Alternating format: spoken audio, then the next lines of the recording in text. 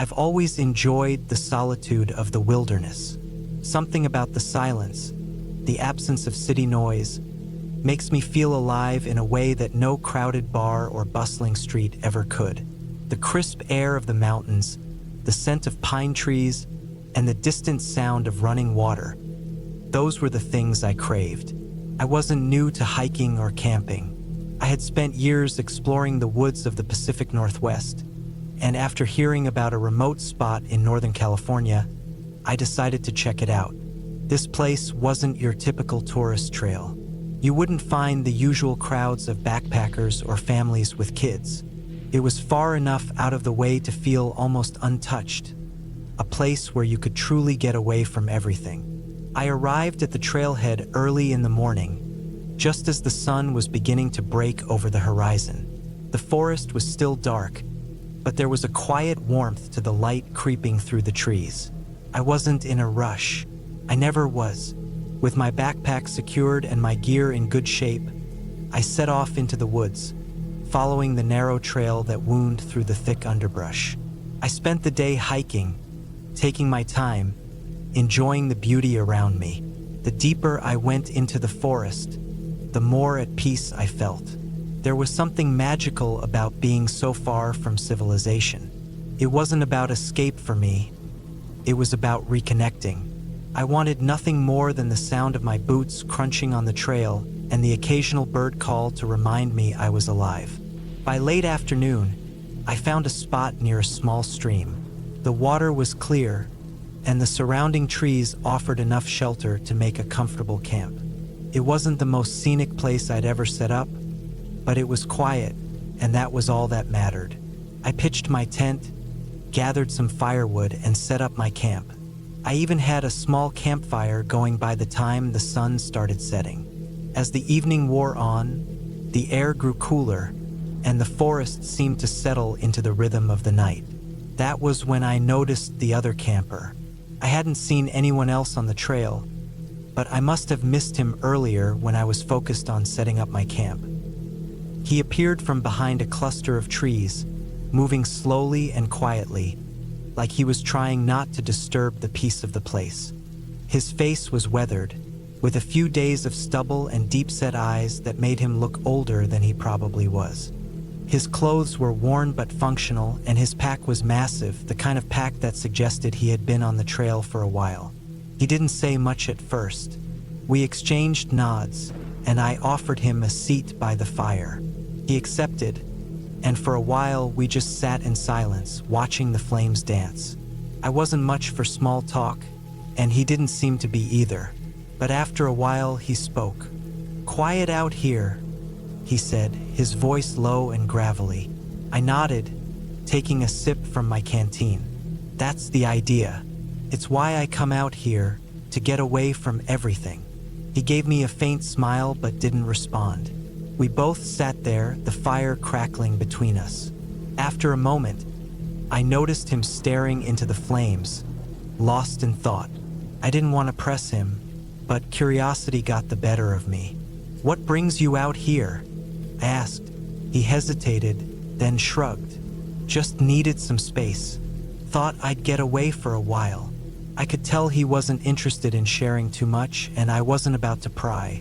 We spent the rest of the evening in comfortable silence, the occasional rustle of leaves or snap of a twig the only sounds in the otherwise still night. When the fire died down, we both retreated to our tents, each of us left alone with our thoughts. The next morning, I woke early, the light of dawn filtering through the trees. My breath hung in the crisp morning air as I stretched and got ready to pack up camp. It was when I stepped out of my tent that I realized something was wrong. David, at least that's what he had told me his name was gone. His tent was still there, collapsed as though he had just crawled out of it, but there was no sign of him anywhere. No pack, no gear, nothing. I looked around the campsite, but everything was as it had been the night before, except for the absence of the other camper. It didn't make sense. I called out his name a few times, but the forest remained silent.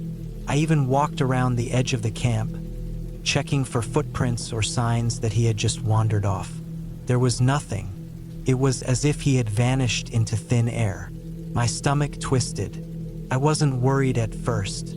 Maybe he had left early, wanting to get a head start on the trail. But as the minutes passed, that nagging feeling of unease crept in. I knew something was off. David had been an odd guy, sure, but he was no different from the other solo campers I had met. I didn't expect him to just disappear. I packed up my camp, deciding I'd head in the same direction I had planned to go. But the further I walked, the more paranoid I became. It was too quiet, like the forest was holding its breath, waiting. I kept thinking I'd catch sight of David up ahead, or hear him calling from somewhere behind me, but there was nothing. The more I walked, the deeper into the woods I seemed to go. Every time I looked around, I saw the same trees, the same rocks, the same stretch of trail I had passed earlier. It was like I was walking in circles. The familiar landmarks had started to blur together, and the woods felt wrong. I stopped and took a deep breath, trying to calm myself. I was an experienced hiker, used to navigating through difficult terrain. I shouldn't be getting this paranoid. Yet, the feeling of being watched only grew stronger. I kept hearing things behind me. Footsteps, the snap of a twig. But every time I turned around, there was nothing there. The trail I had been following had started to fade. It wasn't marked, just a narrow path carved through the underbrush, and now it was getting harder to follow. I thought back to the campsite, the spot where David's tent had been. Why hadn't he left anything behind? No sign of him, no note, nothing at all. I pushed on, hoping I was just overthinking things, but the deeper I got into the forest, the less certain I became. I began to wonder if I had missed a turn, if I had strayed off the path. It felt like the forest was closing in around me, and the more I searched for signs of David, the more I began to doubt my own sense of direction. Hours passed, and I still hadn't found anything. There was no trace of David, no trace of anything familiar. I was lost at my hands shook as I reached for my map, only to find that it had slipped from my pocket somewhere along the way. My heart pounded in my chest. I had no idea where I was anymore. The trail I thought I had been following had disappeared, and the woods around me seemed unfamiliar.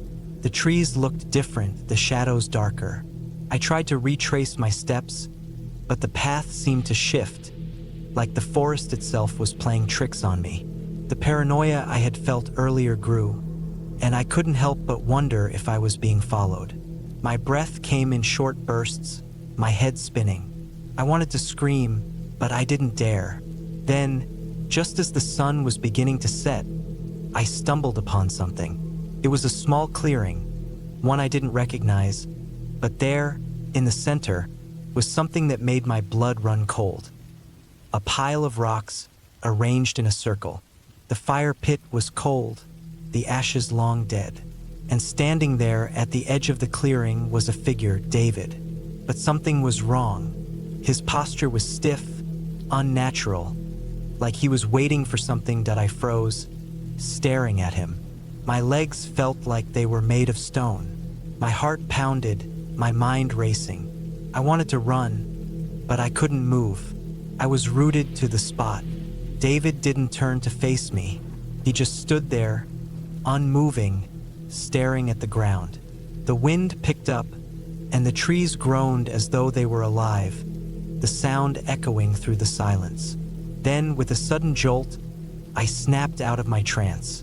I turned and ran, not looking back, not caring where the path led anymore. I ran until I couldn't run anymore. I eventually made my way back to the trailhead, disoriented and exhausted, but I was alive. The forest had swallowed my sense of reality for hours, playing tricks on me, but I was out now. And yet, as I stood there, catching my breath, I couldn't shake the feeling that something was still watching me. I never found David again.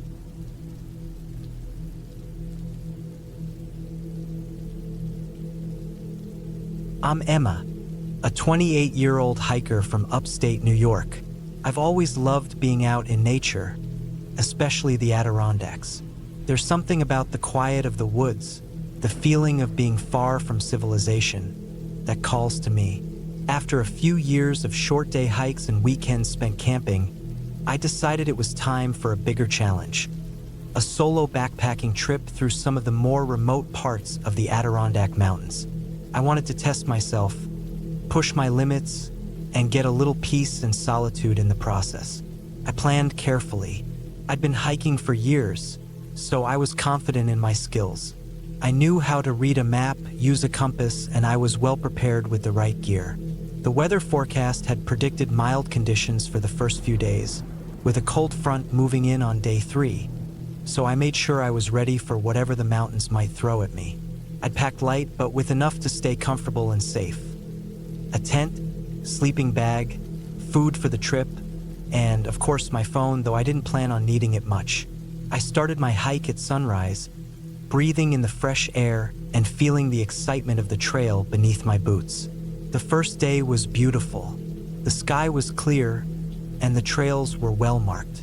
I passed a few other hikers along the way, but mostly I was alone, just how I liked it. The woods felt alive, and I reveled in the sense of freedom. But by the second day, things took a turn. I had planned to stay on one of the more remote trails that looped through an area with fewer hikers. It was a part of the park I hadn't explored before, and I was excited to see something new. The trail markers became less frequent, and the path started to narrow. Still, I felt confident. This was part of the challenge, after all. That was when I made my mistake. I missed a turn. The signpost was small, barely noticeable, and I was too caught up in the beauty around me to pay close attention. I kept walking, thinking I was following the right path. It wasn't until I looked around and realized the surroundings were unfamiliar that I started to panic. The trees seemed thicker, the trail less distinct. I stopped and checked my map, then my compass. I knew something was wrong. My phone was dead, and I had left my charger at the bottom of my pack. I planned to conserve battery, so I hadn't bothered charging it that morning. Stupid mistake, I thought. I'd always been careful, always prepared. But now I was truly alone. The sky had been cloudy all day, and as the hours passed, the clouds thickened. By late afternoon, the wind picked up, bringing with it the first hints of rain. I could feel the temperature dropping, too. I had a jacket, but the cold wasn't what worried me. It was the growing uncertainty. Where was the trail? Had I gone off it entirely? How could I have been so careless? I tried to retrace my steps, but nothing looked familiar. The forest felt endless. The trees stretched high above me, blocking out what little light there was. I could hear the rustling of the wind through the branches, the soft crunch of fallen leaves beneath my boots, and my own breathing quick, shallow. My heart raced. As the night drew closer, I knew I had to make camp. I found a small clearing and set up my tent quickly, my hands shaking from the cold and stress. I told myself that I'd figure it out in the morning. I just had to sleep and rest. But deep down, I knew I wasn't as prepared for this as I'd thought. The night was cold. The wind howled outside the tent, and the rain started to fall harder. I lay in my sleeping bag, wide awake, listening to every creak and groan of the forest around me. It was the kind of silence that could drive a person mad if they weren't used to it. And I wasn't used to it, not like this. My mind kept drifting back to the trail, to the mistake I'd made, and to the growing sense of unease. I tried to sleep, but every time I closed my eyes, I was jolted awake by the sound of something. Someone moving outside my tent. I wasn't sure if it was the wind or something else, but it was enough to keep me alert. I told myself it was nothing. It had to be nothing, but the feeling in the pit of my stomach told me otherwise. The next morning, I packed up quickly, eager to get back on the trail and find my way out of this mess. I could still hear the rain falling, but the sky had lightened a little. I tried to follow the direction I thought I'd come from, but nothing seemed right. Every turn led me deeper into unfamiliar woods. The more I tried to find my way, the more I felt like I was going in circles. That's when I noticed the footprints. They weren't mine. They were fresh, too fresh. I squatted down to examine them, my heart pounding. They weren't big, but they were clear. A pair of boots, larger than mine, leading away from where I'd camped. I hadn't seen anyone on the trail before, and now this, a sense of dread washed over me. I tried to shake it off. Could have been anyone. Maybe another hiker, someone who got off the trail too. But the more I thought about it, the more it unsettled me. I hadn't heard anyone pass during the night, and I hadn't seen anyone yesterday.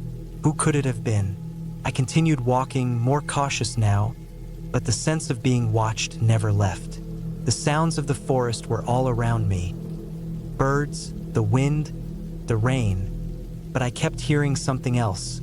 Soft footsteps behind me, just on the edge of my hearing.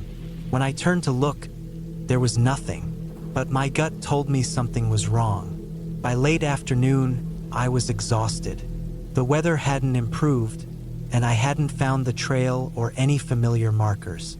As I set up camp for the night, I felt like the forest was closing in on me. The rain had stopped, but the clouds hung low and heavy. I hadn't seen a single person all day, and I couldn't shake the feeling that something, or someone, was out there, watching me.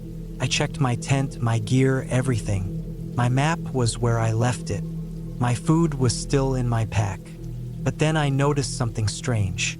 My water bottle, which had been right next to me when I set up camp, was now several feet away. My first thought was that I had moved it by accident, but when I checked my footsteps, I saw no sign that I had gone near it. My breath caught in my throat. I didn't sleep that night. The next day, I found more signs, small things, but they made my blood run cold. A branch that had been in my path the day before was moved, now twisted in a way that didn't make sense. Another set of footprints, this time deeper, closer. Someone had been following me. I knew it. The worst part was that it wasn't just the footprints or the missing items. It was the way the forest seemed to change. The path I'd been walking was getting more and more difficult. Small, subtle changes. Rocks in the way, branches leaning toward me as though trying to guide me in the wrong direction. I tried to call out, hoping for a response, but there was nothing. No one was here, or if they were, they weren't responding. Then, as if to confirm my worst fears, I realized something. Whoever was doing this wasn't just following me. They were trying to make sure I couldn't leave. I wasn't just lost. I was being trapped.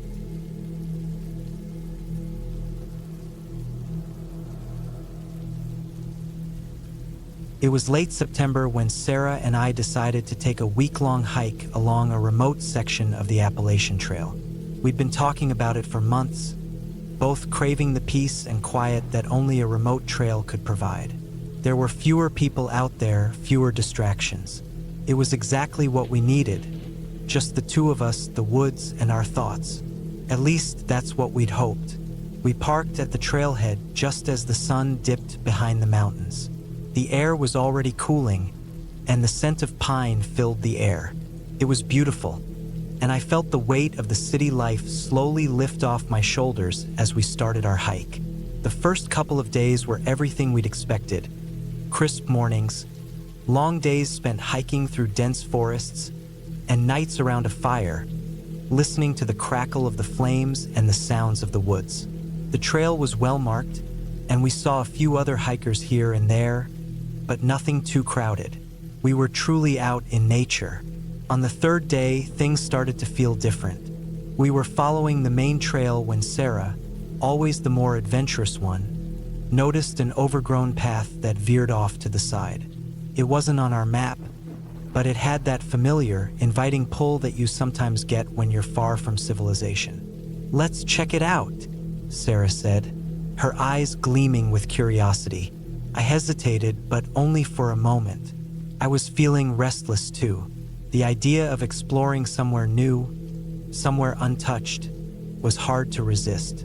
We followed the narrow trail as it wound deeper into the woods.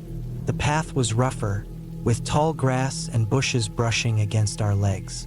The further we went, the more the sounds of the forest around us seemed to fade, replaced by a strange quietness. Even the birds had stopped calling. After what felt like hours, we stumbled upon a clearing, and there it was, an old cabin. It sat alone in the middle of nowhere, surrounded by a thick wall of trees. The wood was weathered and gray, the roof sagging in places. The windows were boarded up, and the door hung loosely on its hinges, as though it had been abandoned in a hurry. Stood there for a moment, unsure whether to go closer.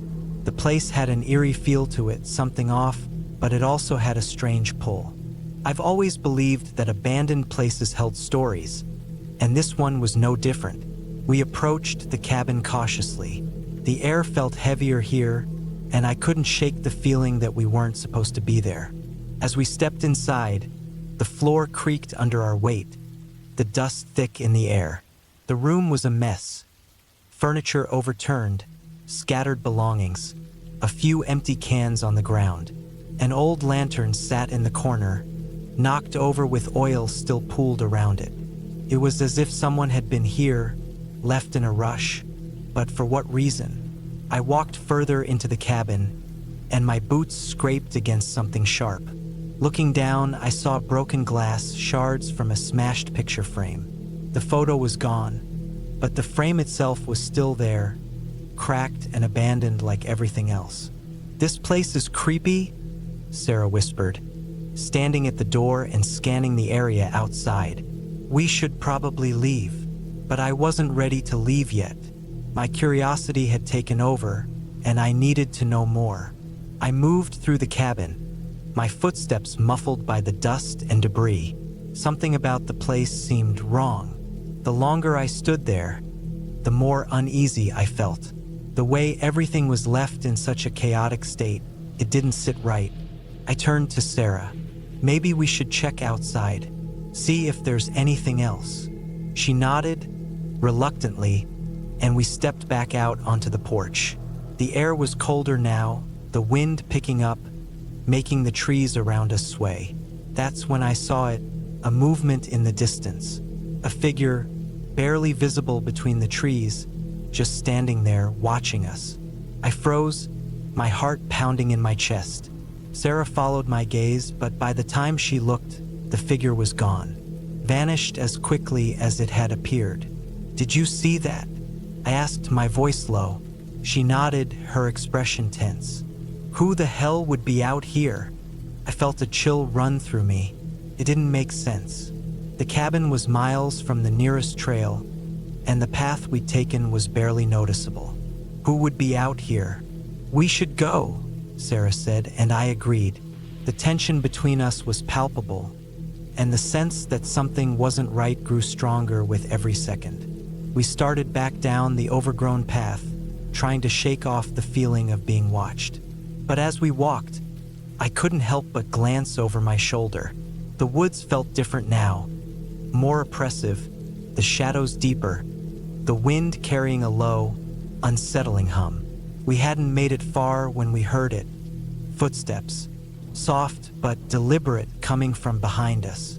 Someone was following us. I grabbed Sarah's arm. "We need to move. Now." We started running, our breath coming in short bursts, our feet pounding the earth beneath us. The trail was harder to follow now, the brush thicker, and it felt as though the trees were closing in on us. Every so often, I heard something behind us, a snap of a twig, the rustle of leaves, but every time I turned, there was nothing there. By the time we reached the main trail, we were out of breath, our faces pale. But the footsteps hadn't stopped. Whoever was out there had followed us, and they were still close. We didn't stop. We didn't even look back. We just kept running until we reached the point where the main trail met a wider, more traveled path. There, we collapsed on the ground, gasping for air. For a long time, we sat there, not speaking, just listening. The only sound was the wind through the trees. No footsteps, no movement. But I knew, deep down, that whoever had been following us wasn't far behind. The rest of the hike was a blur. We didn't take any detours, didn't stop to enjoy the views. We just kept moving, the dread from that cabin still heavy in the air. By the time we made it to the next campsite, we were both exhausted mentally and physically. It wasn't until we were safely back home, far away from the trail, that we could talk about what happened. We never found out who had been following us, or why that cabin had been left so hastily. All we knew was that there was someone out there, someone who didn't want us to know what they were hiding. And as much as we wanted to forget about it, I knew we never would. Because some places aren't meant to be discovered. Some trails lead to more than just physical destinations. They lead to things that should stay buried. It was the weekend before finals, and I was on the edge. The last few weeks had been a blur of exams, papers, and endless cups of coffee. I had barely seen my best friend Hannah, and when I suggested we escape for a weekend camping trip to the Sierra Nevada mountains, she didn't need much convincing. She'd been just as stressed as I was. We were both 22, college seniors at the University of California, and we'd been friends since our first year. I had always been the more outdoorsy one, spending my summers hiking in the Adirondacks, camping in remote spots, and Hannah, well, she liked the idea of nature but didn't always enjoy the reality of it. But this time, she was on board. She packed her bags with a mixture of excitement and anxiety, both relieved and nervous at the thought of a break from everything. Plan was simple: drive up to the mountains on Friday, hike on Saturday, and relax around the campfire at night. We'd be back by Sunday evening, ready to face finals head-on. No cell service, no distractions, just the two of us and the wild. We left early Friday morning, making our way from our apartment in Reno, Nevada, into the mountains. The drive was smooth, with the sky clear and the temperature pleasant. The road wound through tall trees, open meadows, and rocky outcrops as we made our way toward a quiet campground in a remote part of the Sierra Nevada. It was the kind of place where you felt like you could disappear, which was exactly what we needed. By midday, we had set up our tent by a small creek. The air was fresh and cool, and the world seemed peaceful. We spent the rest of the afternoon exploring the surrounding woods and hiking to a nearby viewpoint. We could see for miles, a breathtaking expanse of forests, snow-capped peaks, and the valleys below. We joked about how easy it was to forget everything when you were surrounded by such beauty. Felt like the perfect escape. As night fell, we built a small fire by our campsite, roasting marshmallows and talking about everything we'd been too busy to discuss in the past few months. For the first time in weeks, I felt at peace. The fire crackled, and the dark sky above was lit with stars. There was something magical about being so far from the world, just two college girls in the wilderness, trying to figure out what we wanted to do with our lives. But as the night deepened, I began to feel something strange. The woods around us, which had felt inviting earlier in the day, seemed a little too quiet. The usual sounds of nature were muted, almost like everything was holding its breath. I didn't mention it to Hannah, not wanting to ruin the mood, but I couldn't shake the feeling that something wasn't quite right. We turned in early that night, the cold air nipping at our faces as we zipped ourselves into our sleeping bags. The tent was small but cozy, and we fell asleep quickly, tired from the day's activities. The next morning, we woke up to clear skies and a chill in the air. We were eager to start our hike, so we packed our backpacks with water, snacks, and the essentials. I made sure to grab the compass and GPS I'd brought along. Better safe than sorry, especially in a place this remote. The plan was to follow a trail that led deeper into the mountains. According to the map, it would take us to an isolated lake where we could relax and have lunch before heading back. The hike was supposed to take about 5 hours, so we didn't want to waste any time. We set off around 9 a.m., following the trail as it wound through the trees. The sun filtered through the branches, casting dappled light on the ground. For the first couple of hours, everything went smoothly. We were laughing, taking pictures, and enjoying the natural beauty around us. But then, things started to get weird. I had been relying on my compass and GPS to keep track of our location, but suddenly, the compass needle began to spin wildly. I stopped and checked the GPS, but the screen was blank. At first, I thought it was just a malfunction. Maybe the batteries were low or the signal was lost. I tried resetting the GPS, but it didn't work. The compass was still useless, and the map didn't seem to match what I was seeing around us. Maybe we've gone off the trail a bit, I said, trying to stay calm. Let's just backtrack and see if we can find a landmark. Hannah agreed, and we retraced our steps for a while. But the more we walked, the more it felt like we were moving in circles. The trail markers, which had been easy to follow at first, seemed to be disappearing. We couldn't find any signs or familiar landmarks. The woods had begun to look different, darker, more enclosed. The trees were taller, and the trail seemed to narrow and twist in unexpected directions. We tried to use the map to get our bearings, but it didn't make sense. The map didn't match the terrain around us. I began to feel a creeping unease in my stomach, and I could tell Hannah was starting to get nervous too. We weren't lost, I told myself. It had to be a glitch, a simple mistake. But as we pressed on, the forest seemed to close in around us. The air grew colder, and the sun, once bright, was now obscured by thick clouds. The trail had vanished completely, and we were just wandering through the woods, hoping for a sign of direction. Hours passed.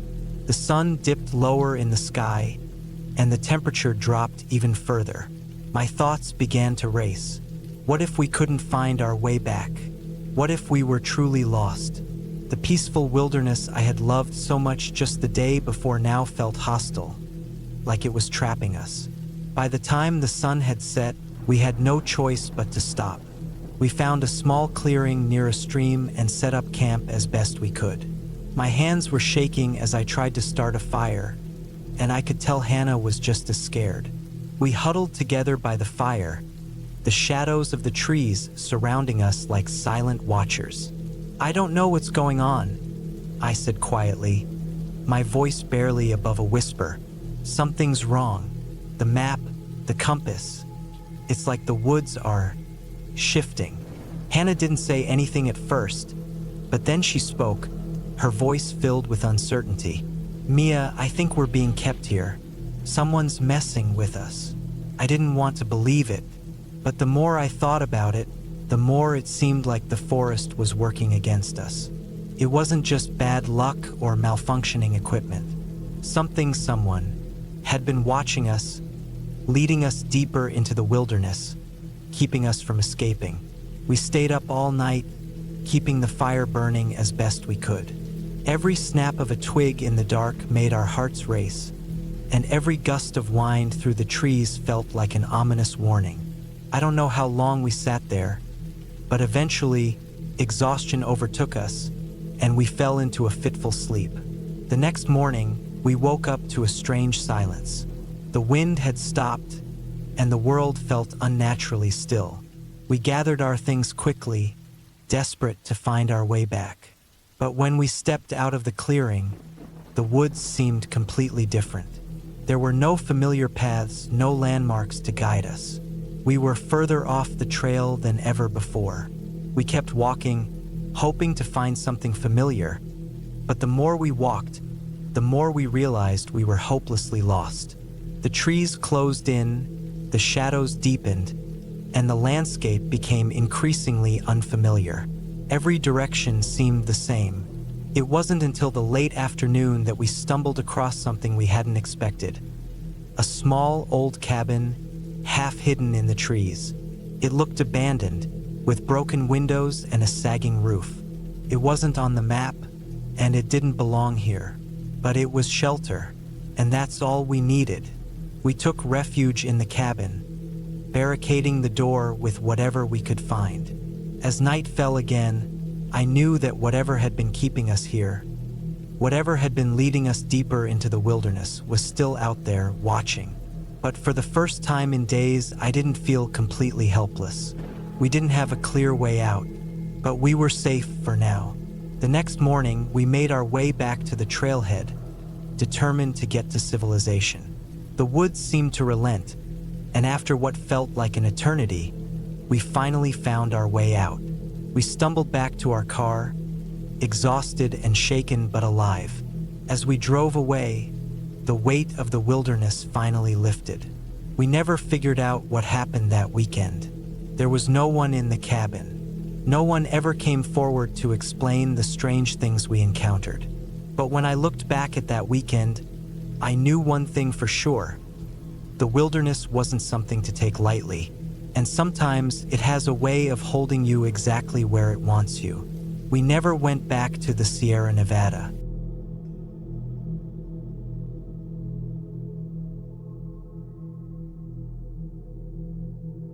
The sun had barely started to break over the horizon when we set up camp, the last stretch of our drive now behind us. The cool air of the Rocky Mountains kissed my skin, and the scent of pine filled my lungs. I had to admit, there was something calming about being here. The wilderness felt like the right place to reconnect with my son, Jake, after spending so many years away in the military. It had been a long, tough deployment, and I wasn't sure how to bridge the gap that had grown between us. This trip was meant to fix that. Jake was 16 now, almost a man, but still young enough to want adventure. I'd seen it in his eyes when he'd agreed to this trip. We both needed this time, but for different reasons. For me, it was a way to unwind, to breathe a little easier after years of constant vigilance. For him, I think it was about testing himself, proving something, whether to me or to himself, I wasn't sure. Our first night in the cabin was quiet, the kind of silence that only the wilderness can provide. We'd set up camp by a clear stream, nestled among the trees.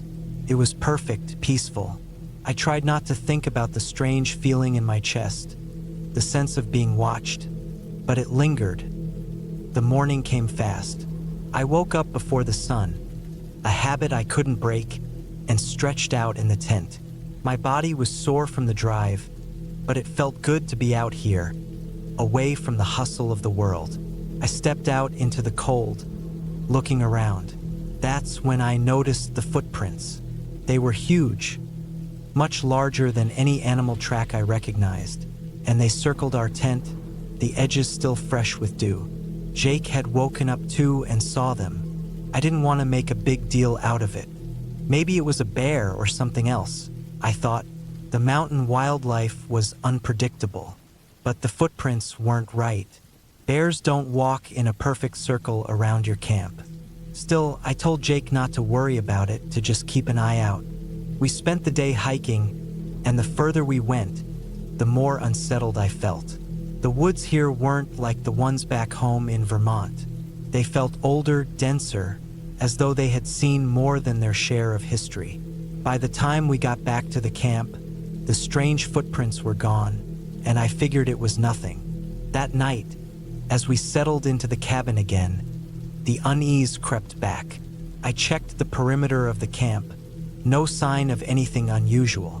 But when I went back inside, Jake was already sitting by the fire, staring out into the darkness. "Something's off, Dad," he said quietly, almost as though he were talking to himself. I didn't respond right away. I didn't want to scare him, but I felt it too. Something wasn't right here. We spent the evening in silence, the crackling fire our only company. The second night, we heard something. At first, I thought it was a bear rummaging through our supplies, but when I checked the area around the tent, nothing was touched. That's when it hit me. Someone was out there. Someone was watching us. I tried to stay calm. Could have been a hiker, maybe someone who had gotten lost. But I knew in my gut that it wasn't.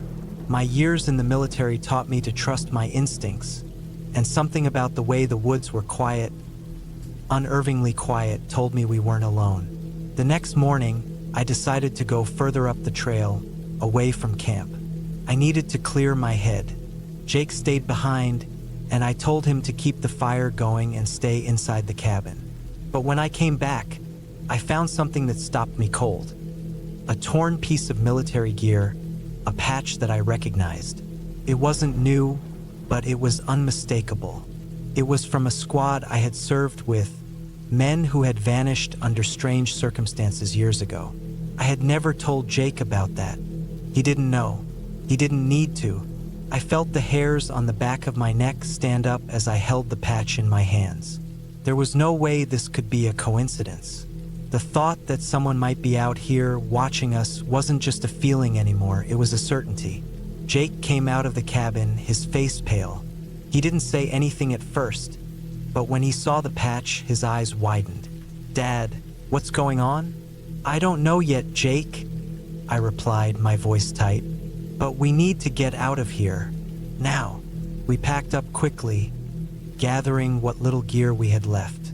I kept scanning the trees, feeling the weight of eyes on us from every direction. I wanted to believe that it was just my mind playing tricks on me, but the evidence was piling up. The strange footprints, the missing food, the patch. Something wasn't right, and I was damn sure it wasn't just some animal. As we started down the trail, the woods behind us felt alive, watching us, waiting. It was a quiet pursuit, but it was a pursuit nonetheless. Every snap of a twig, every rustling leaf had me on edge. I didn't know if we were being followed or if it was just my nerves getting the best of me, but I wasn't about to take any chances. By the time we reached the car, I was convinced. Whoever or whatever had been out, there was no coincidence. I had survived too many close calls in my life to ignore that feeling of being hunted.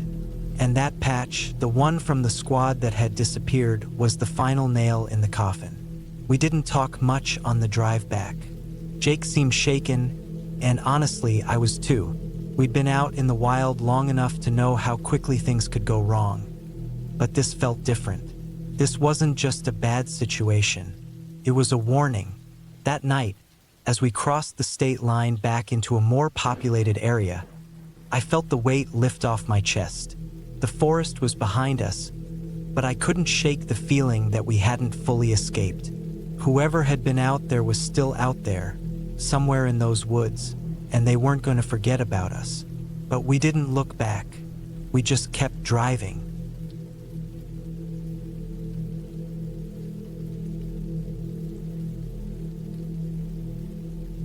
I wanted this trip to be special, something different, something that would challenge Charlie, that would give him an experience he wouldn't forget. But I didn't plan for it to go like this. It was a cool, crisp fall weekend when I decided to take my 12-year-old son, Charlie, on a camping trip deep in the Green Mountain National Forest in Vermont. We'd been on plenty of trips before, but this one would be different. Far from any marked trail, far from the usual spots where people camp, and far from anything resembling the comfort of a campground. I thought it would be a great way to teach Charlie some skills, to make him feel the weight of true wilderness. The first day was everything I'd hoped for. The woods were dense, the trees towering and thick, the smell of pine sharp in the air. We hiked along the narrow trails, climbed over rocks, and built a fire at our campsite. The sun set low, and the forest took on that eerie quiet, where every sound seems amplified. Charlie and I sat around the fire, talking about nothing and everything, like we always did. He was excited but a little scared, which I liked. It meant he was paying attention. I wanted him to respect nature, to understand it wasn't something to take lightly. But that night, something felt off.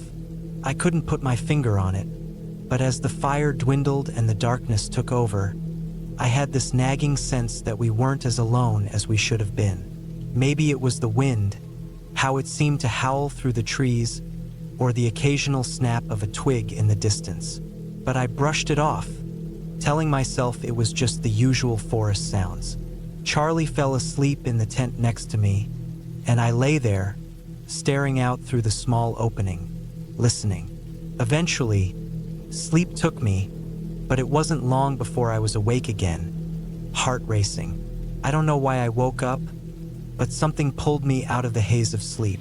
Maybe it was a noise. Maybe it was the dark that had crept in too deep. Whatever it was, I felt a shift in the air, a change I couldn't ignore. It was the second morning when things started to go wrong. Charlie and I packed up our gear after breakfast and decided to head deeper into the forest. There were no clear paths from here. Just us in the wild, no maps, no directions, just the trees and the rough terrain. I told Charlie to stick close, and he listened mostly. We were only a couple of hours in when I noticed he wasn't by my side anymore. I turned around, calling his name, but no answer. I called again, louder this time. Charlie! Nothing. Panic crept up my spine. I could feel the blood draining from my face.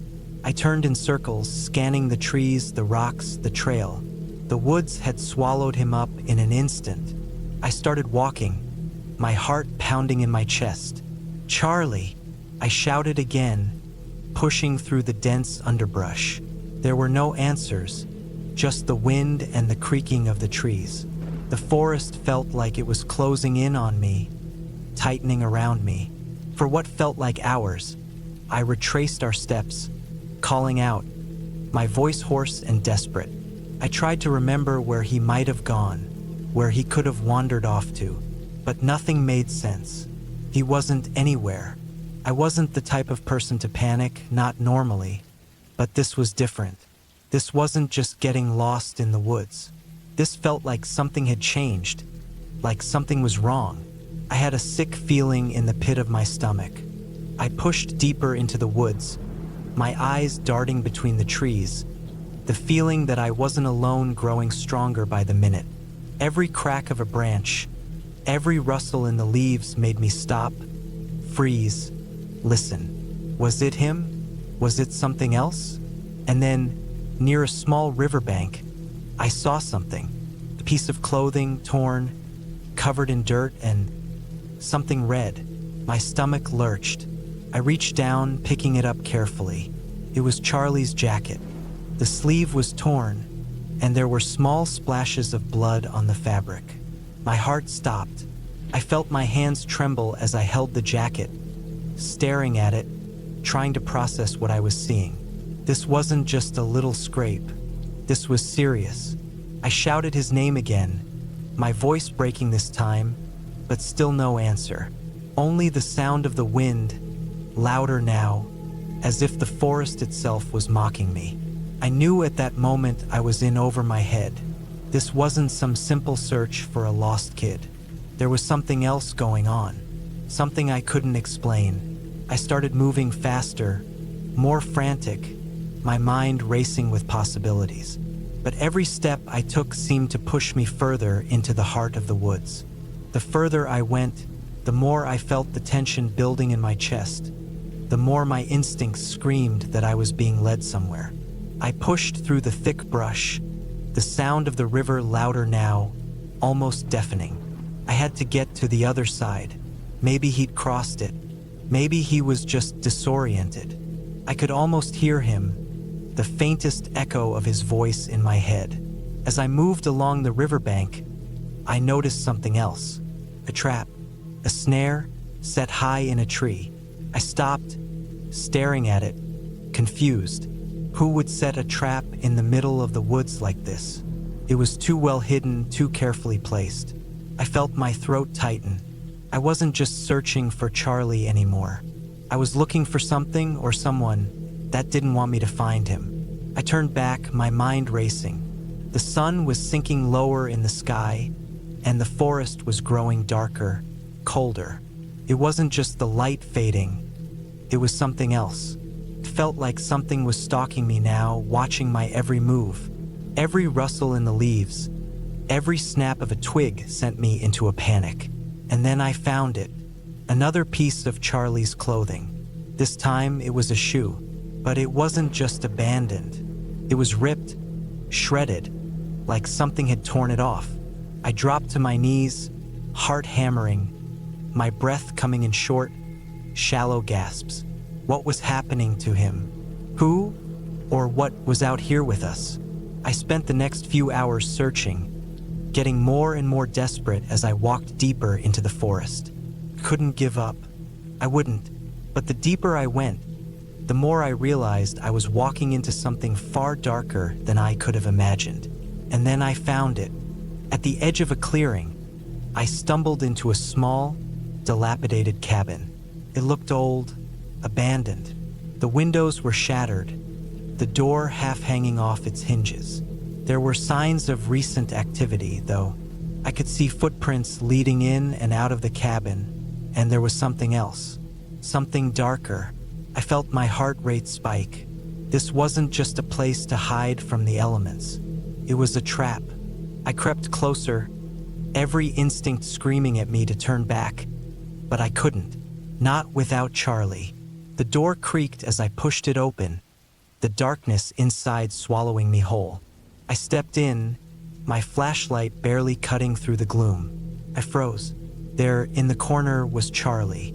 He was tied up, gagged, and unconscious, his body bruised and battered. My heart sank into my stomach. I rushed over, tearing at the ropes holding him, my hands shaking uncontrollably. As I freed him, I heard a noise behind me, a footstep. I spun around, but there was nothing, no one. Only the empty cabin, the broken windows, and the oppressive silence of the forest outside. I didn't wait. I picked Charlie up, ignoring the pain in my legs and back as I carried him out of the cabin. Something had been waiting for us, and now that it had what it wanted, I wasn't about to stick around and find out what else it had in store. We made it back to the campsite that night, both of us shaken, both of us changed. I didn't know what had happened out there or who or what had been behind it all, but I didn't care. All that mattered was that Charlie was safe, and that whatever that thing was, it was still out there in the dark, waiting. I told myself I'd never take him so far off the trail again. There was no adventure worth risking your life or your child's for. The woods had claimed its price that day, but I wasn't going to let it take any more. Not ever again.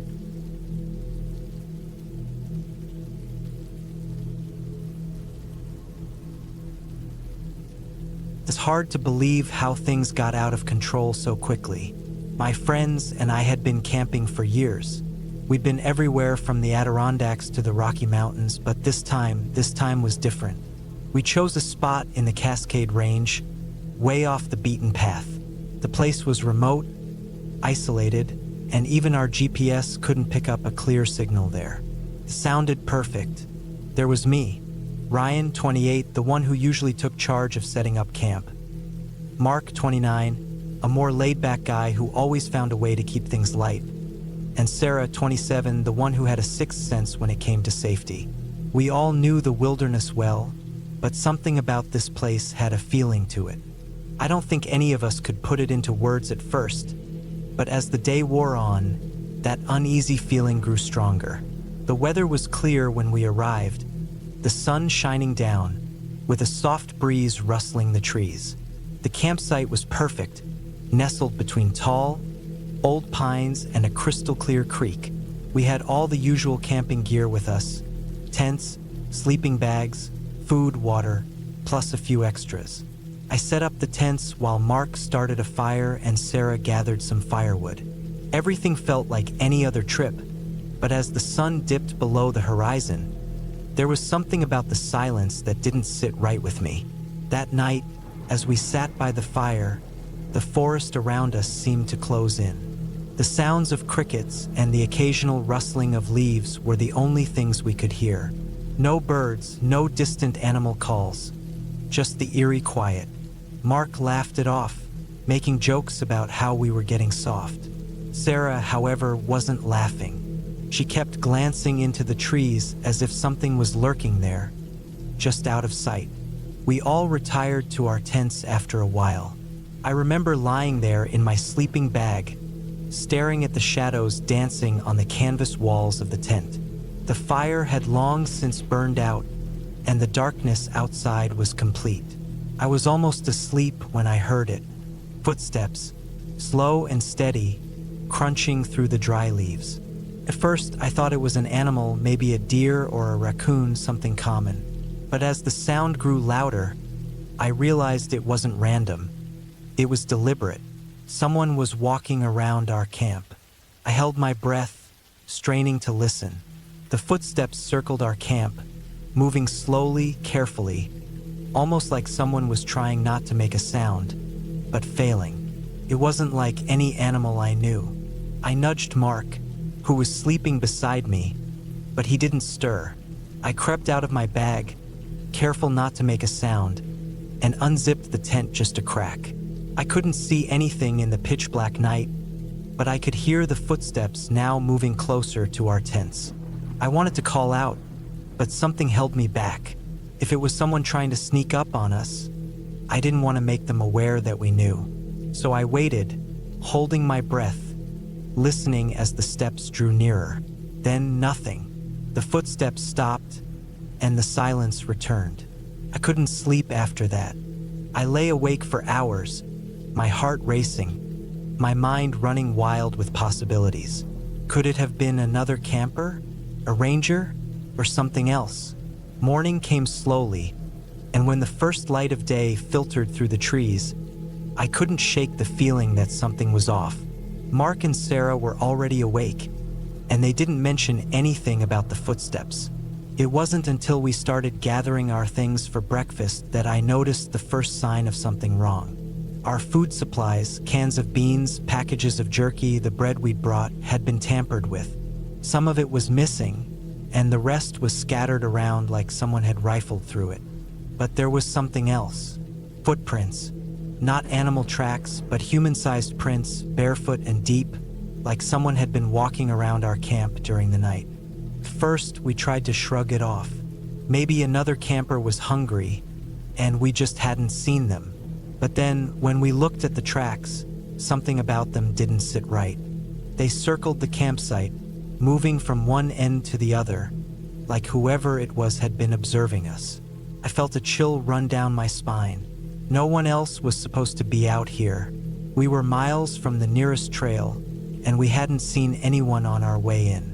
Maybe it's just a prank, Mark said, trying to keep things light. I mean, this is Yellowstone. People do weird things out here. I wasn't convinced. Something felt wrong, and it had nothing to do with a prank. I glänst over at Sara. Her face was pale, her eyes wide, and she was staring at the forest, like she was waiting for something to move. Let's just pack up and head back to the car, Sarah said, her voice tight. I don't care if we were planning to stay another night. Something's off. I didn't argue with her. I agreed we should leave, but as we packed our things, I couldn't shake the feeling that we were being watched. Every rustle in the trees, every crack of a branch underfoot made my skin crawl. I kept looking over my shoulder, expecting to see someone standing there, just out of sight. As we started to break down camp, we noticed something even stranger. The tracks weren't just around the food. They led deeper into the forest, away from the camp. Whoever had been watching us hadn't just been observing. They were going somewhere, and they hadn't left in a hurry. The tracks were careful, slow, as if the person had been making sure they weren't seen. We decided to follow the tracks. Maybe it was a mistake. Maybe we should have just gotten in the car and left, but curiosity got the better of us. We spent the next few hours hiking through the forest, following the strange prints. It wasn't until midday that we came across something that made our blood run cold.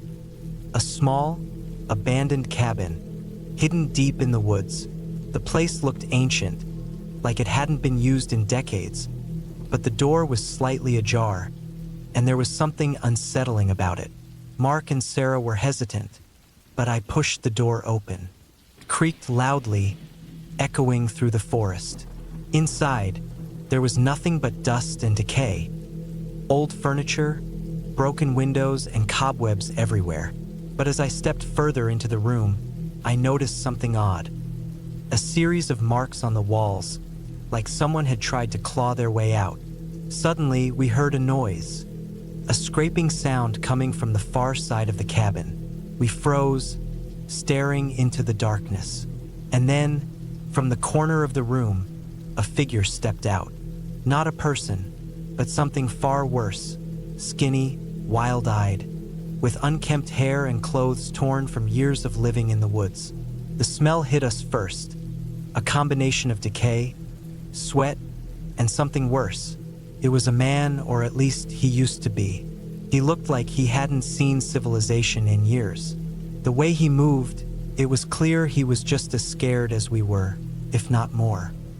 He backed away from us, eyes wide, muttering something under his breath, but we couldn't understand him. His language was strange, guttural.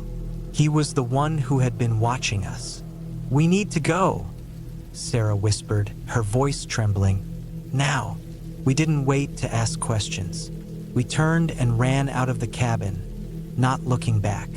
The whole way back to the car, I kept thinking about the strange man. Had he been living in the woods all this time? Was he the one who had been following us? I didn't know, and I didn't want to know.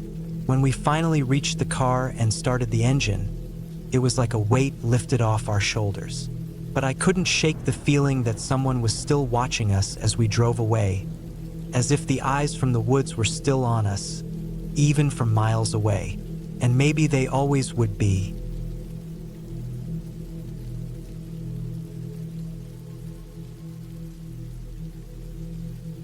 The last leg of our trip was dragging on. We'd been on the road for days, hauling freight across the country.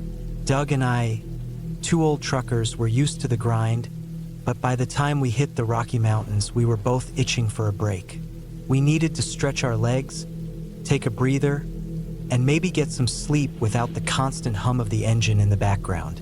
So we decided to pull off the highway and find a place to camp, far away from the noise of the trucks, the cars, and the gas stations.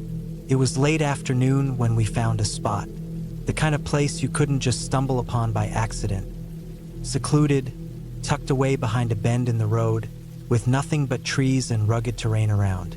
No one would bother us here. It felt peaceful, almost like we were the only two people left in the world. We parked the truck at the edge of the dirt road, and after a quick stretch, we got to work setting up camp. Doug and I were both familiar with the outdoors, though we didn't do much camping when we were on the job. That didn't stop us from having a good time.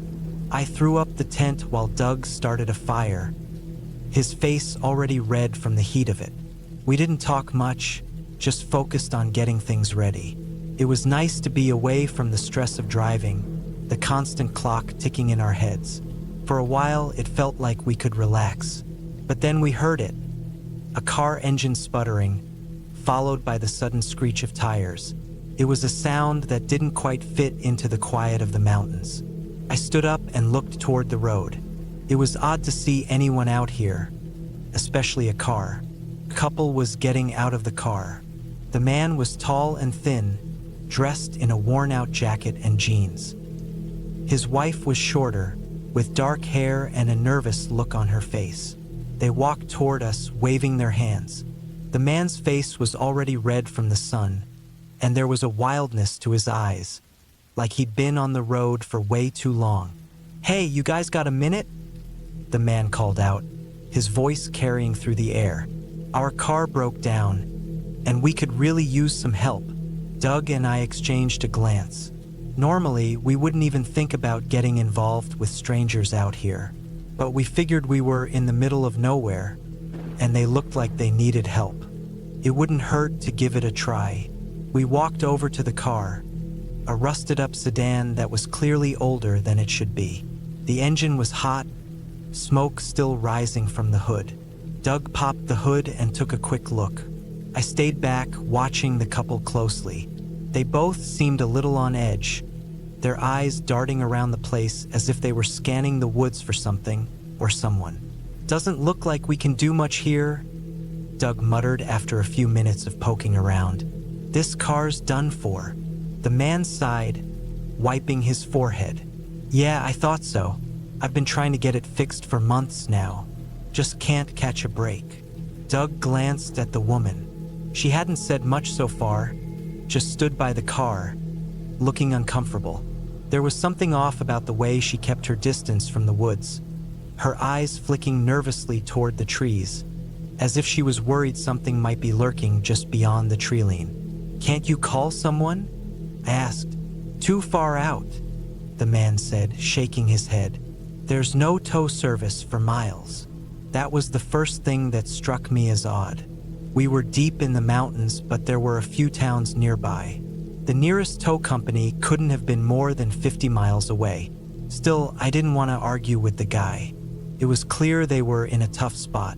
"Look, we're camping just up the road," I said. "If you want, you can stay with us for the night. We've got plenty of room, and I'm sure it'll be safer than waiting out here."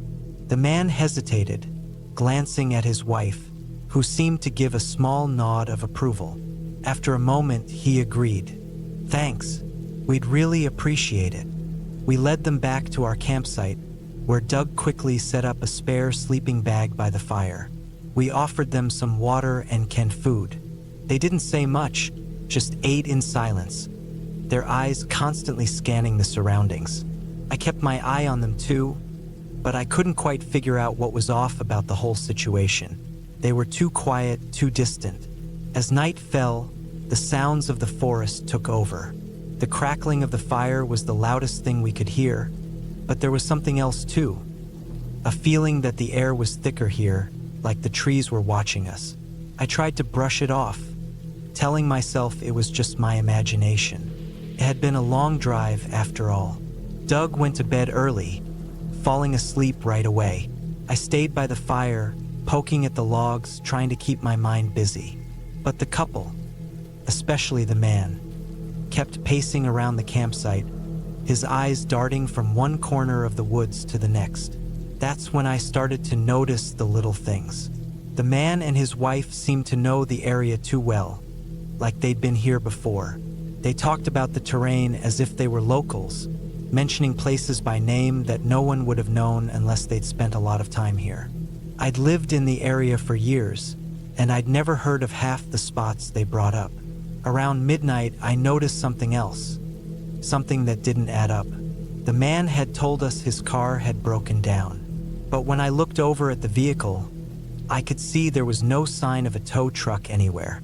No tracks in the dirt, no sign of any help having come by. It didn't make sense. If the car had really been stranded for so long, someone would have come to take it away, right? But no one had. I walked over to the car, trying to figure out why it was still there. The couple wasn't paying attention to me, but I couldn't shake the feeling that something was wrong. There were no fresh tire tracks in the dirt. The car hadn't been there long. It looked almost like it had been parked on the side of the road for a few hours at most. Then, just as I was about to return to the campfire, I saw something that froze me in place. A pair of headlights in the distance, slowly moving toward us. I stood there, frozen, watching the lights creep closer. It didn't take long to realize that they were not from a tow truck. The vehicle was moving way too slowly, and there was something off about the way the lights cut through the night. I turned around and quickly made my way back to the campsite. When I got there, the couple had already packed their things, as if they'd been waiting for something.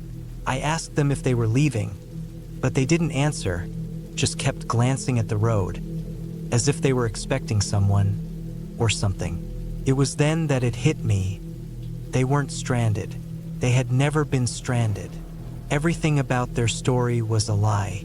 The car wasn't broken down. They weren't lost. They were waiting for something, waiting for whoever had been driving that car. I turned back toward the road, and in the distance, the headlights grew brighter. They were almost on top of us now. My heart started to race. Something wasn't right. I turned to Doug, shaking him awake. We had to get out of there. We grabbed our gear as quickly as we could, not daring to speak. The couple didn't move. They didn't even look at us as we packed up. We were just about to leave when the car pulled up to the campsite, the headlights finally blinding us. The door opened and a man stepped out. I couldn't make out his face, but there was something unsettling about his silhouette. The couple stood there silently, as if this was all part of the plan. They exchanged a glance with the man, and he nodded once. Doug and I didn't wait around to see what happened next. We got in the truck and took off, not bothering to look back.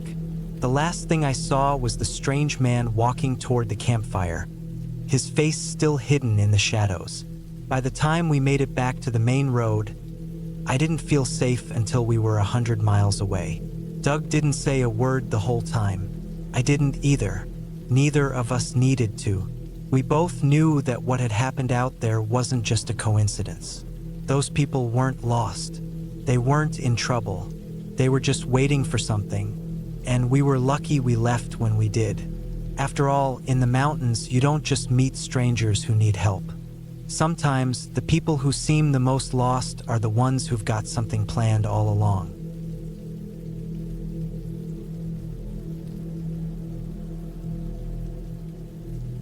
The sun was setting behind the tall pines, casting long shadows across the forest floor as Evan, unloaded our gear from the back of our truck. Beside me, my wife, Sarah, was unpacking the tent, a big smile on her face. This weekend was meant to be perfect, a break from our hectic lives, just the two of us in a quiet corner of the world. We'd chosen this spot for that very reason. It was a secluded area in a lesser-known national forest, deep in the Cascade Mountains of Oregon, far away from the crowds. We had camped in other forests before, but this place felt different, felt untouched. We had been planning this trip for months. Sarah, a nature lover just like me, had always wanted to spend a quiet weekend in the wild, and this place seemed like the perfect retreat. There were no roads or trails leading through the area, just miles of thick forest and some old logging tracks that were barely used. We had picked it because we thought it would be peaceful, just us and nature, far from civilization. By the time we had the tent set up and a small campfire going, the sky had turned dark. The stars were so bright above us that it felt like we could reach up and touch them. The air was crisp, and the only sounds we could hear were the crackling of the fire and the occasional hoot of an owl in the distance. It was exactly what we needed. We sat by the fire, talked, and ate a simple dinner of camp food, enjoying the peace and quiet. But something was off. At first, I thought it was just the isolation, the kind of feeling you get when you're far from any source of noise, the kind that makes every little sound feel bigger. But as the night wore on, I noticed that even the usual sounds of the forest were missing. No chirping insects, no rustling leaves, nothing. It wasn't exactly silent, but it was still in a way that made my skin crawl. Sarah had noticed it too. "Isn't it strange how quiet it is tonight?" she said, her voice low as she stirred the fire. I nodded, though I didn't know what to say.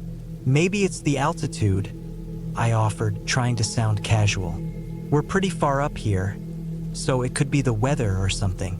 She didn't say anything, but I could see she was still uneasy. We sat there for a while longer, the crackling fire our only companion, before finally crawling into our sleeping bags. Despite the stillness of the night, sleep came easily to both of us, but my dreams were filled with restless images. Faces in the dark, eyes watching us from the shadows. I woke up a few times, the feeling of being watched never quite leaving. The next morning, I woke up first, the gray light of dawn filtering through the trees. It was unusually cold, and I could see my breath in the air. Sarah was still sleeping, so I decided to get up and get the campfire going again.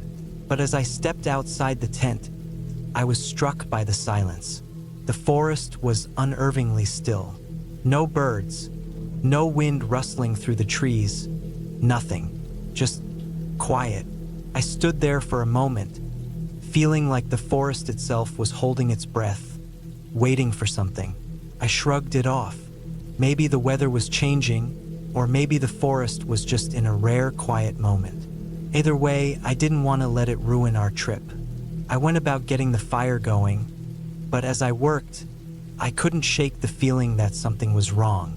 When Sarah woke up, we had a quick breakfast of granola and coffee before setting off for a short hike to explore the area. The air felt cold, and the quiet around us was heavier than before, but we tried to ignore it. After all, we were in the woods. It wasn't unusual for there to be moments of stillness. We wandered for a couple of hours, taking in the sights, the towering trees, the small streams, the moss-covered rocks. It was beautiful, and I could see Sarah's spirits lifting as we walked. But as we made our way back to the campsite, something caught my eye.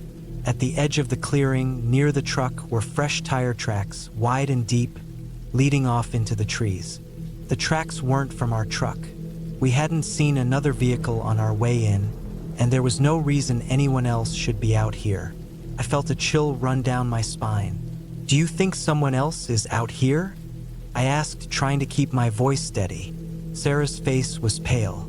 "It doesn't look like it's been here long. Maybe they're nearby." I didn't say anything, but my mind was racing. I couldn't shake the feeling that something was wrong.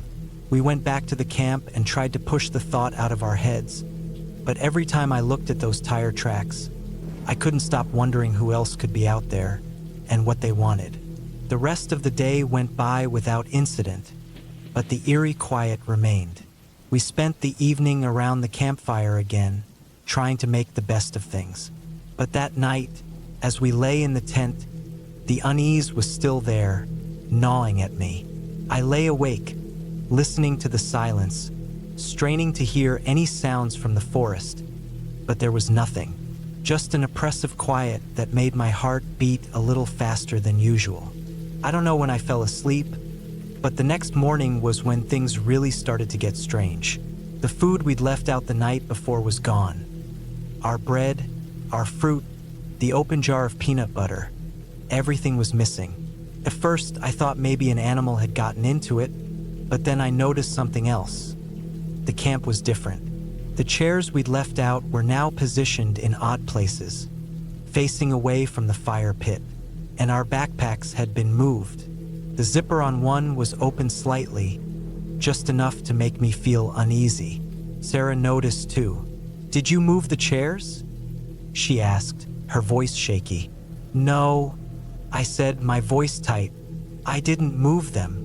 We stood there for a moment, both of us looking around the camp, the growing sense of dread pooling in my stomach.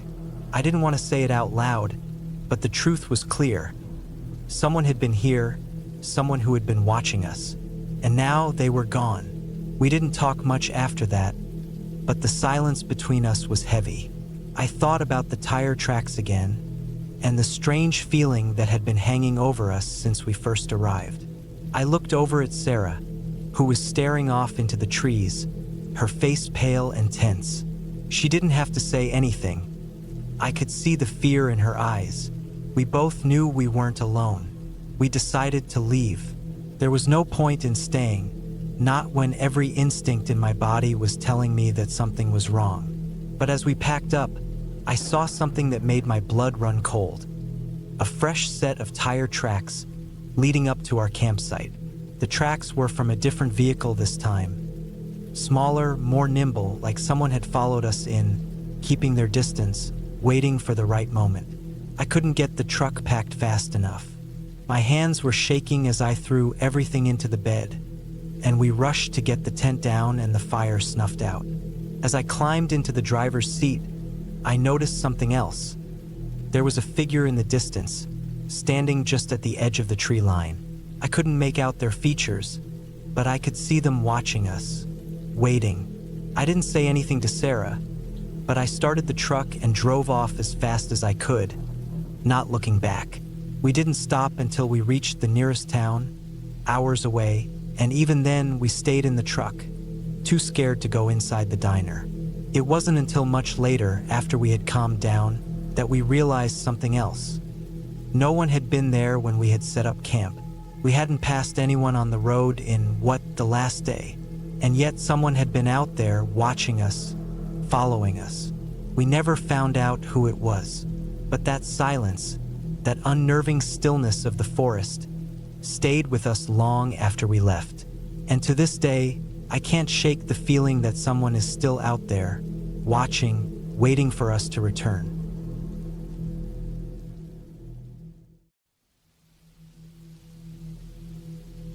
I had been dreaming of this moment for years. The city had taken its toll on me. Stress, noise, the endless rush of life. I needed to escape, to disappear into the woods for a while. Hiking had always been my sanctuary. I had hiked the trails of the Adirondacks, the Rockies, and even the Cascades. But this time, I chose a quieter place. A secluded mountain range in the northeast, far away from the hustle and bustle. The plan was simple. I would take a week off, hike alone, and reset. No phone service, no distractions, just me, the trail, and the wild. I had carefully prepared for this trip for months, checking my gear, reading guides, making sure I was physically ready. I trusted myself. I had hiked solo many times before, and nothing ever went wrong. The morning I set out, the air was crisp, and the scent of pine trees filled my lungs. I stood at the base of the mountain, my heavy pack settled comfortably on my shoulders. The trail stretched out before me, winding up into the dense forest. I had the whole place to myself, or so I thought. I took a deep breath and set off, the sound of crunching gravel beneath my boots the only noise. I moved quickly at first, eager to cover some ground. The first few hours were easy. The trail was well marked, the path wide and smooth. I passed through stretches of forest, the towering trees casting long shadows across the trail. The occasional rustle of leaves and the chirp of birds overhead were the only sounds that broke the silence. It was peaceful, just what I needed. But as the day wore on, things started to change. I had stopped for a short rest when I noticed something strange. A mark on a nearby tree, scratches, as if something had clawed at the bark. It looked fresh, like it had been made recently. My heart skipped a beat, and I brushed it off. Perhaps it was just an animal, maybe a bear or a mountain lion. Still, I couldn't shake the feeling that something wasn't quite right. I pushed on, telling myself I was overthinking it. After all, I was experienced, and the woods had never scared me before. The sun began to dip lower, and I knew I would need to find a good spot to set up camp soon. That's when I heard it. Footsteps, faint but unmistakable. I froze mid-step, my heart thudding in my chest. I looked around, but there was no one in sight. The trail behind me was empty. I listened carefully, straining to hear anything, but the footsteps had stopped. Maybe it was just an animal, I told myself. Could have been anything. Still, I couldn't shake the feeling of being watched. I kept moving, glancing over my shoulder every now and then, half expecting to see someone following me. But the trail remained empty. As the light started to fade, I found a suitable spot for camp. The trees here formed a natural clearing, and I set up my tent quickly, eager to be off the trail. I built a small fire and cooked a quick meal, all the while feeling like there was something just out of sight, lurking in the shadows. That night, sleep didn't come easy. I kept waking up, certain I heard noises outside my tent. Branches snapping, the rustle of leaves, and once, a strange tapping sound against the side of the tent. I sat up, heart racing, but when I unzipped the flap and looked outside, there was nothing there. The next day, I continued my hike, trying to shake off the uneasy feeling that had settled into my bones. I was beginning to question if it was just my mind playing tricks on me. But then, things took another turn. I had been following the trail markers, simple yellow paint marks on the trees, when I noticed something off. The markings on one of the trees were different, scratched into the bark, not painted. Pattern I didn't recognize. I stopped and stared at it for a long moment, trying to make sense of it. It was like someone had gone off the trail, marking the trees as they went. The further I hiked, the more I started to see these strange markings. It was like someone had been following the same path, but in reverse. Every few miles, I'd see another mark, each one more bizarre than the last. My heart pounded harder with each step. Was someone else out here? Was I being followed? When I made camp that night, I went over the events in my head. I had to be careful. couldn't let my guard down.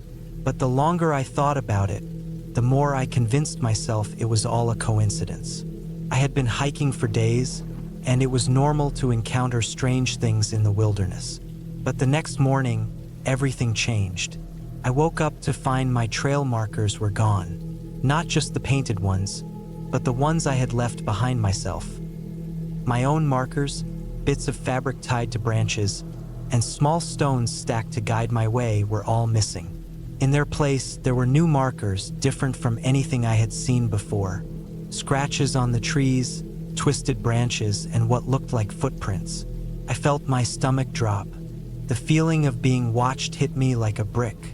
Someone had been tampering with my trail markers. I tried to remain calm, but my mind raced. Could it be a hiker who had lost their way? Was I just paranoid? Or was someone actively playing tricks on me? The thought of someone intentionally leading me off course made my skin crawl. To make matters worse, my food supply was gone. I had a stash of freeze-dried meals and snacks in my backpack, but when I checked, it was empty. There was no sign of the food being taken, no torn packaging, no traces of animal activity. It was just gone. I spent hours retracing my steps, hoping to find some clue, but the trail markers had been switched around. I was going in circles, unsure of where I was. The world around me felt smaller, closing in, as if the mountains themselves were watching, waiting for me to make a mistake. It was at that moment I realized the truth. Someone had been following me. Someone had been here the whole time. I wasn't alone. I don't know how much time passed before I found the cabin. It wasn't marked on the map, and I certainly hadn't seen any signs of it before. But when I stumbled across it, hidden in a small valley, tucked away behind a thick wall of trees, I felt a mix of dread and relief. There was shelter, a roof over my head, and a chance to get some rest. But when I stepped inside, I knew something was wrong. The cabin had been abandoned for years, but there were signs of recent activity. A fire had been lit in the stove recently. There were fresh footprints on the floor, and most unsettling of all, there was a wall covered in sketches, crude drawings of hikers and trees. Some of them looked like they were drawn from memory. Others looked like they had been drawn while watching someone from the shadows. I had no choice. I stayed the night in that cabin, my eyes darting to every noise in the dark. The sound of footsteps, faint but growing closer. Something or someone was watching from the woods. I couldn't stay there forever. The next morning, I gathered my things, leaving the cabin behind. The rest of the hike was a blur. My mind was focused solely on survival. Every step was filled with dread, each one a race against whoever or whatever was out there. When I finally reached the ranger station, I was exhausted, shaken, and more than a little paranoid. I had never been so relieved to see another person in my life. The ranger listened to my story, his face hardening as I spoke. He told me that a hiker had gone missing in those woods a few years ago. No one had ever found him. They suspected foul play, but no one knew for sure. All I knew was this: I wasn't the first person to disappear out there, and I wouldn't be the last. The mountains held secrets, dark, twisted secrets, and some things are better left undisturbed.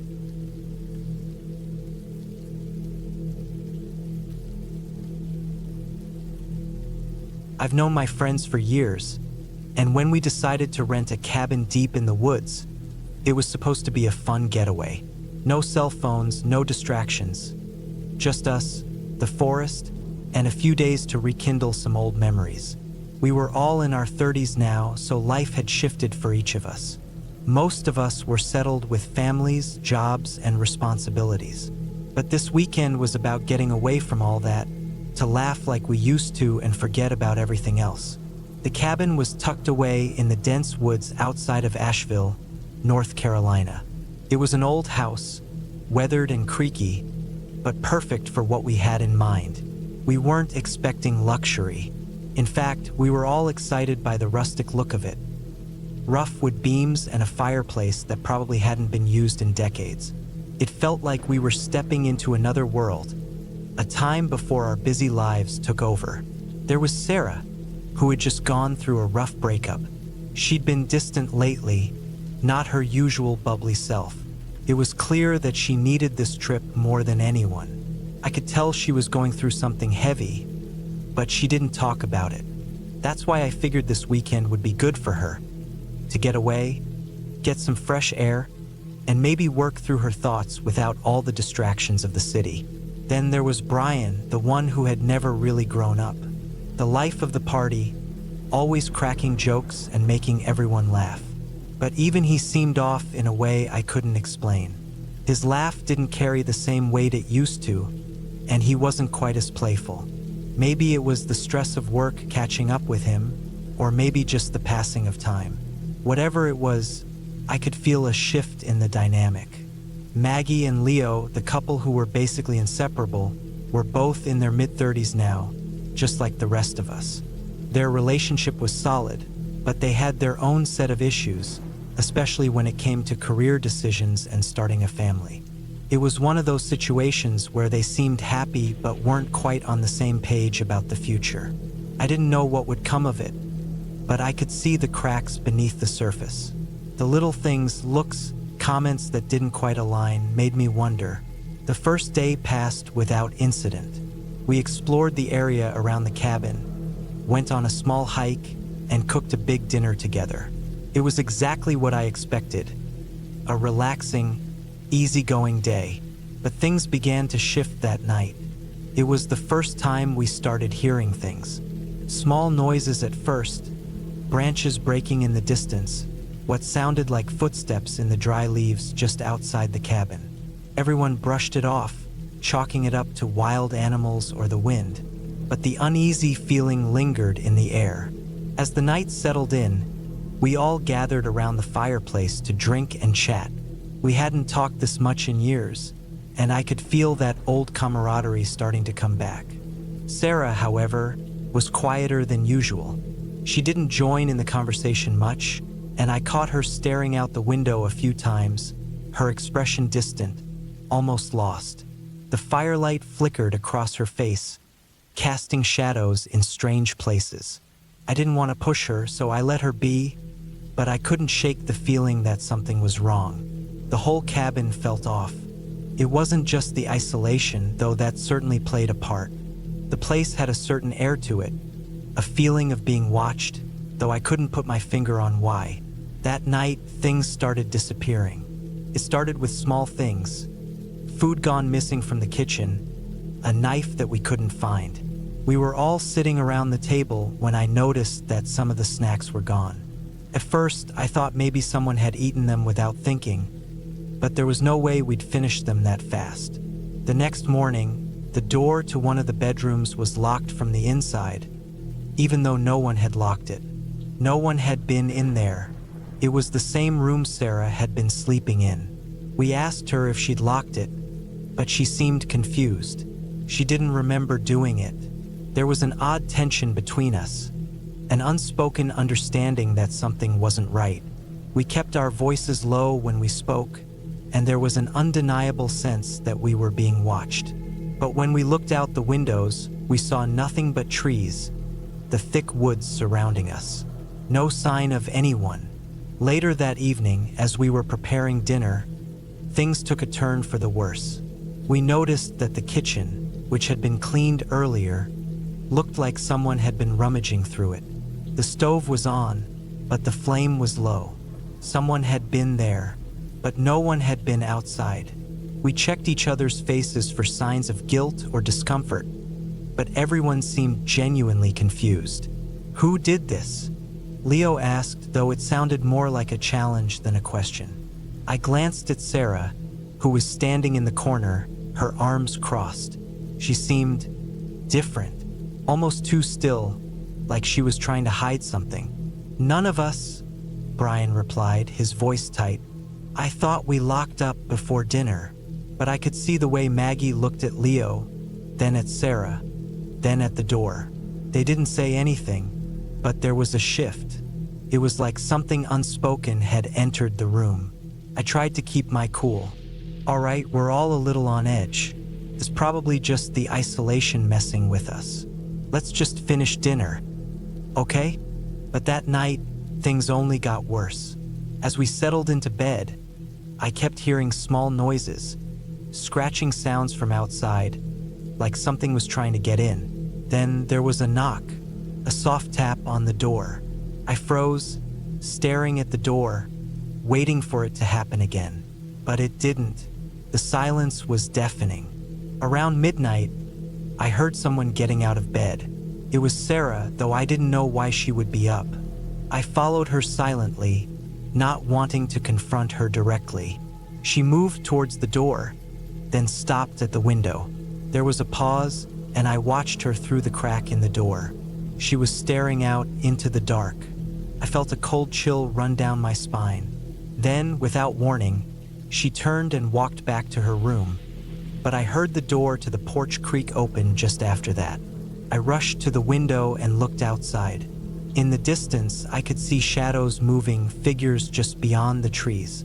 I couldn't make out any details, but the shapes were unmistakable. I woke everyone up.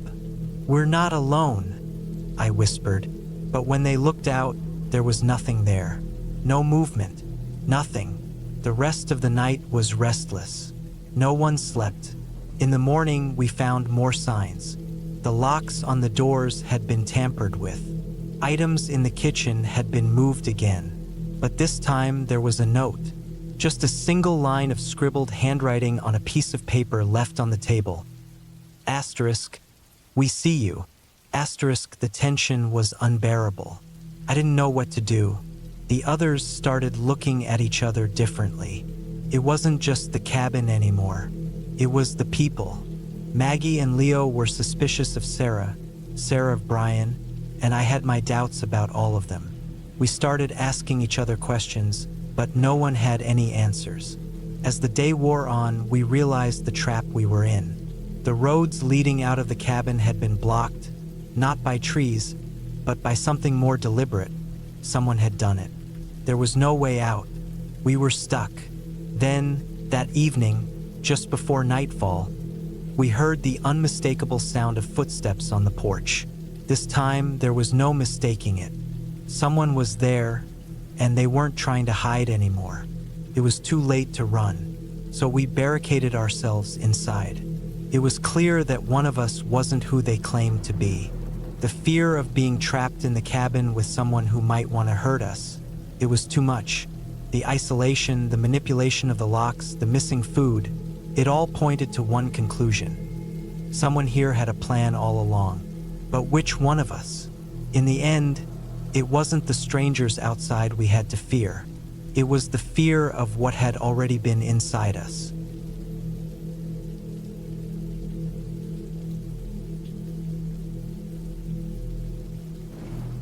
It started like any other camping trip. My girlfriend, Emily, and I, both in our late 20s, had been itching for a weekend getaway to explore the outdoors. We'd grown tired of the city's constant noise and smog, and the thought of fresh air, towering trees, and a peaceful night by a crackling fire sounded like the perfect way to escape the grind. We had always been the adventurous type, always taking road trips, exploring hidden gems, and even tackling a few backcountry trails. But this trip, we decided, would be different. We wanted something remote, something off the beaten path, away from the crowds and the noise. After some research, we found a spot deep in a forest not far from where we lived. It was known for its natural beauty but had very few visitors. A true escape, the perfect place to unwind. We spent hours carefully mapping out our route, making sure we knew exactly where we were going. We checked the trail markers, read reviews from others who had ventured there, and even bought a topographic map to ensure we didn't get lost. We were prepared, at least that's what we thought. The first day of the trip was perfect. The weather was warm but not too hot, the sun shining through the dense tree canopy, creating a patchwork of light and shadow on the ground. We parked our car at the trailhead, packed our bags, and set off. The forest smelled fresh and earthy, the kind of scent you only get after a rain. Birds chirped high above, and the occasional rustling in the underbrush made it clear we weren't the only ones out here. We hiked for hours, the trail winding through towering pines, over streams, and past craggy rocks. It was peaceful, and with every step we felt more connected to the land. We talked about everything and nothing. Our future, the things we wanted to accomplish, the little annoyances that city life throws at you. Everything felt right. By the time we set up camp, the sun was low on the horizon, casting an orange glow over the landscape. That night, we cooked dinner over the campfire. The sound of sizzling food and crackling would filling the air. We joked, shared stories, and watched the stars slowly appear above us. There was nothing out here but us, the fire, and the darkening forest around us. The kind of quiet you can only find in the wilderness. It was exactly what we needed. But things began to change on the second day. We woke up early, eager to explore further. The sky was still hazy with the remnants of morning fog. The air was cooler, a sign that autumn was settling in. We packed up our camp and decided to follow a small trail that we had spotted the day before. It wasn't on our map, but we figured it was just another offshoot of the main trail. We weren't concerned. After all, we had been careful with our planning. As we followed the path, we noticed something strange. The markers, usually small metal signs nailed to trees, didn't seem to match the ones on our map. The trail was still clear, but the markers looked older, more worn. It felt like they'd been there longer than they should have. Emily noticed it first. She stopped and pointed to one marker that had a strange symbol on it, one neither of us recognized. "Didn't this one look different yesterday?" she asked. I looked at it, then at the other markers ahead of us. Something about them didn't sit right. They looked too old, too out of place. I shrugged it off, assuming it was just another quirky thing in the woods. "Maybe it's a custom trail someone set up for a short hike," I said, trying to reassure her. But as we continued on, things felt off. The forest grew unnervingly silent. The chirping of birds and rustling of leaves faded, replaced by an eerie stillness. We'd been hiking for hours by this point, but the deeper we went, the more the forest seemed to close in around us. The trees grew denser, their branches twisting in strange shapes as if they were reaching toward us. Emily was beginning to feel uneasy too. She kept glancing over her shoulder, her pace quickening. We stopped for a break, sitting down on a fallen log. The quiet was suffocating, and it was getting harder to shake the feeling that we were being watched. "I don't like this," Emily said quietly, her voice tense. "The trail doesn't feel right." I agreed. There was something about the markers, the air, and the stillness that had shifted in a way that made me uncomfortable. It felt as if we were being pulled deeper into the forest, and every step felt more deliberate than the last. After a short rest, we decided to turn back. But when we retraced our steps, something had changed. The markers weren't where they had been. The trail had shifted, the once clear path now almost impossible to follow. We walked for what felt like hours, but the trail kept fading, as if it had been erased from existence. "I don't understand," I said, frustration creeping into my voice. "We should have been back by now." I pulled out our map, but it didn't help. The terrain didn't match anything we'd seen before. The paths weren't where they were supposed to be, and none of the landmarks we had passed earlier were visible. The woods felt different now, darker, colder, and the silence was no longer peaceful. It felt oppressive, like the forest was holding its breath. We kept walking, trying to retrace our steps, but the more we moved, the more lost we became. My stomach churned with anxiety as the trees seemed to close in tighter around us. The sun was starting to dip below the horizon, casting long shadows across the forest floor. We were running out of daylight. Emily's voice broke through the stillness, shaky and scared. "We've been here before." she said, her eyes wide with fear. This wasn't here before. She was pointing to a small, dilapidated cabin in the distance. It was so overgrown with vines and moss that at first, I hadn't noticed it. I hadn't seen anything like it on the map or the trails. It seemed so out of place. It was then that a cold dread washed over me. This wasn't part of the trail. It was like we had walked into a different time or a forgotten corner of the woods. The place felt abandoned, lonely, and yet something about it didn't feel empty. "Let's get out of here," Emily said, her voice trembling. "This isn't normal. We need to leave." But I wasn't sure which way was out anymore. I had no idea where we had come from or where we were going. The forest had become a maze. We had no GPS, no signal, and we were both starting to panic. We turned away from the cabin, hoping to find our way back to the car. But the forest only seemed to deepen, pulling us further in. We walked for hours, the shadows growing longer and darker, the forest thicker and more confusing. The air grew colder, and every sound felt amplified. The crack of a twig underfoot, the wind in the trees, the distant sound of something moving in the brush. We kept calling out to each other, but it felt like the forest was swallowing our voices. The trees seemed to bend and twist, their shapes becoming more distorted the longer we walked. It was hard to tell how much time had passed, but the growing panic in my chest told me it had been too long. Eventually, we stumbled across a trail marker that actually looked familiar. It wasn't much, just a faded metal sign, but it was enough to make my heart race. We followed it cautiously at first, as if we weren't sure we could trust it. But it led us to the trailhead, and from there, we found our way back to the car, exhausted and shaken. I don't know what happened out there, whether we had been lost, or if we had somehow wandered into a part of the forest that wasn't meant to be found. I'll never know. All I know is that the feeling of being watched, the wrongness of the markers, and the sudden, overwhelming silence will stay with me forever. When we finally got back to civilization, I checked the map again, but I couldn't find the trail we had been on. There was no sign of that cabin, no trace of the markers we had followed. It was like the whole thing had disappeared. We never spoke about it again, but we both knew. We had been somewhere we shouldn't have been, and we were lucky to have made it out.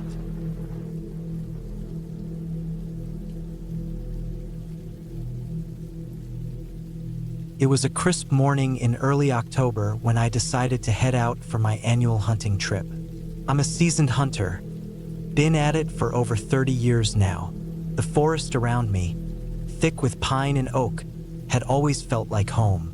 I had been to this spot countless times before, and I knew the terrain like the back of my hand. Still, there's a thrill in the hunt, and I was hoping this year I could bag a big buck.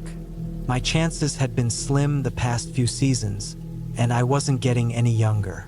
But I knew I had the skills and the experience. I wasn't worried about the usual challenges. I knew how to track, how to set up a camp, how to survive in the woods. But I was starting to feel the weight of my age. At 58, I could still move, but my knees weren't as quick as they used to be. My stamina wasn't what it once was, and my back ached more than I liked to admit.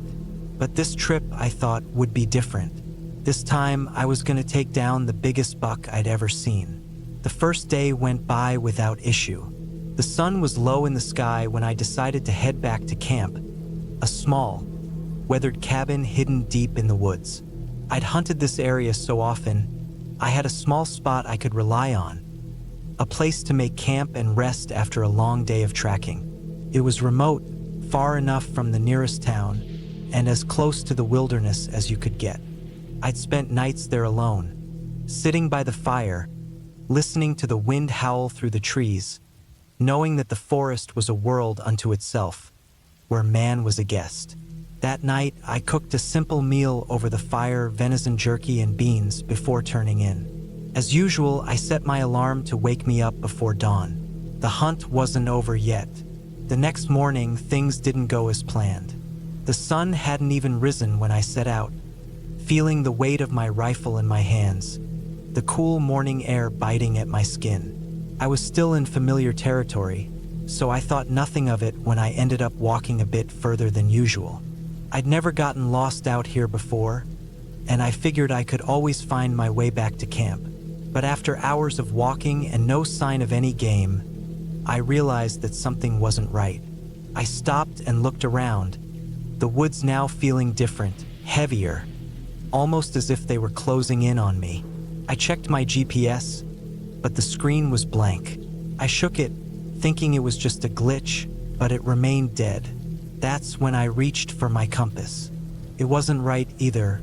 My instincts told me it was off. I tried to stay calm. It was easy to panic in the woods, especially when things weren't going as they should.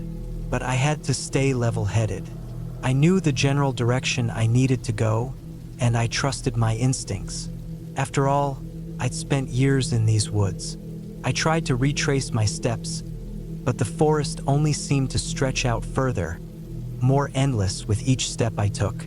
The trees were all starting to look the same, tall, gray, silent, and I couldn't tell if I was going in circles or making any progress at all.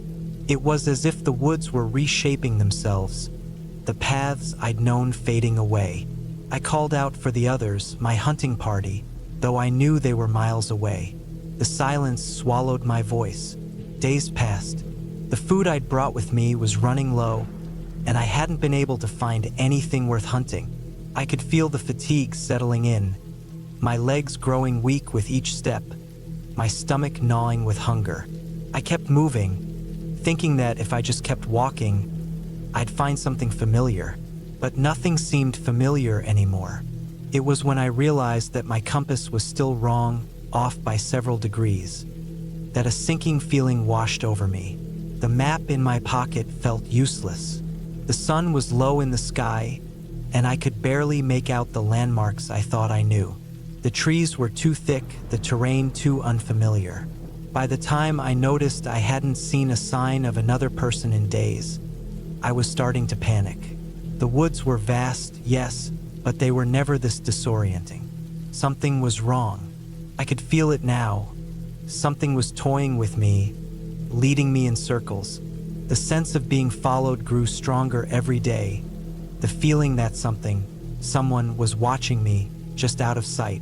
My paranoia started to take hold. My exhaustion only made it worse, and each crack of a twig made my heart race. I couldn't shake the feeling that I wasn't just lost. I was being led astray. I knew what it was like to be alone in the woods. I'd spent countless nights by myself, the only company being the sounds of the forest. But this was different. There was something off. The days stretched into a blur. I rationed what little food I had left, but the hunger gnawed at me, the constant ache in my gut. I couldn't remember the last time I had a full meal. I'd drink from streams to stay hydrated, but it wasn't enough. It was the exhaustion, the isolation, that started to eat away at my mind. The woods weren't a comforting place anymore. They were a maze, a trap, and I was the prey.